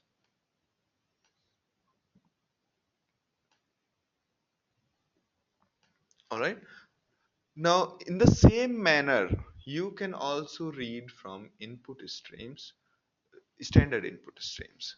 So you must have read about something called standard output stream. So there are various devices provided by the operating system. One is called std out. Std out is the console. Whenever you say system.println, system.out.println, it goes to the output stream. Now similar to the output stream is error stream. So you say system.error.output, system.err.println, your whatever you are trying to print, it goes to the error output. Similarly, there is an input stream, input device. You can read from that. using input stream reader, and there you provide system.in as the argument, and then you start reading. Is it breaking now?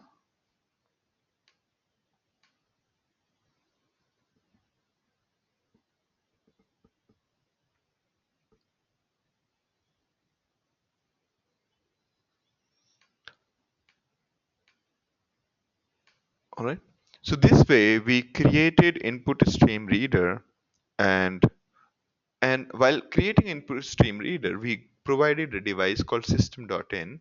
This way we can read from input and write to the console. You can see here, right? Now let's run it.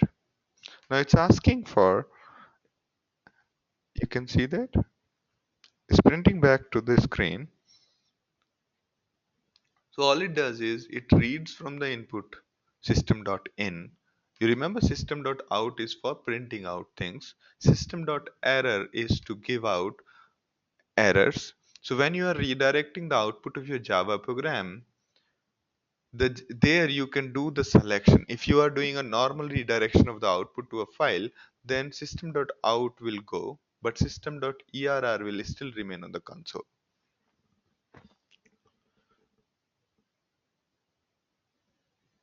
Okay. So this way you can read from the console, take the input from the user for your program. Okay. Using input stream reader and you providing an input stream called system.in. All right. You can have a look at the input stream hierarchy. Everything starts, so in Java, every class starts with object and so on. We'll talk about the inheritance and then we come back to this diagram. All right, so it's already, we are running half 35 minutes behind. So that's it for today. We'll again try to complete as much as we can tomorrow. Okay. Since we are doing this session for the first time, so I'm not sure how much time it would take. My estimation said 6 hours, but now it looks like it'll take 12 hours. Okay.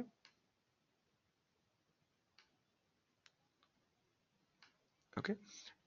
So I'm not sure because generally whenever you take the first class, you generally don't know how much time it is going to take. All right. That's what happened for the first time when we took the Java this Hadoop class. All right. Great. I'm also happy that you appreciate these sessions. Okay. But feel free to ask me questions. That way I have a clarity that I'm talking sense and I'm not I'm not lost. Okay. So thank you very much for attending the session. Bye bye. Have a good day. All right. I'm happy that you find these good. Thank you, Shushan. Shushan. Thank you, Abhishek. Thank you, Seema. Oh, I haven't sent it yet. We are busy in creating the course page so that when you log in into when you click on my courses, then you will see that. Okay. Bye bye. Have a good day.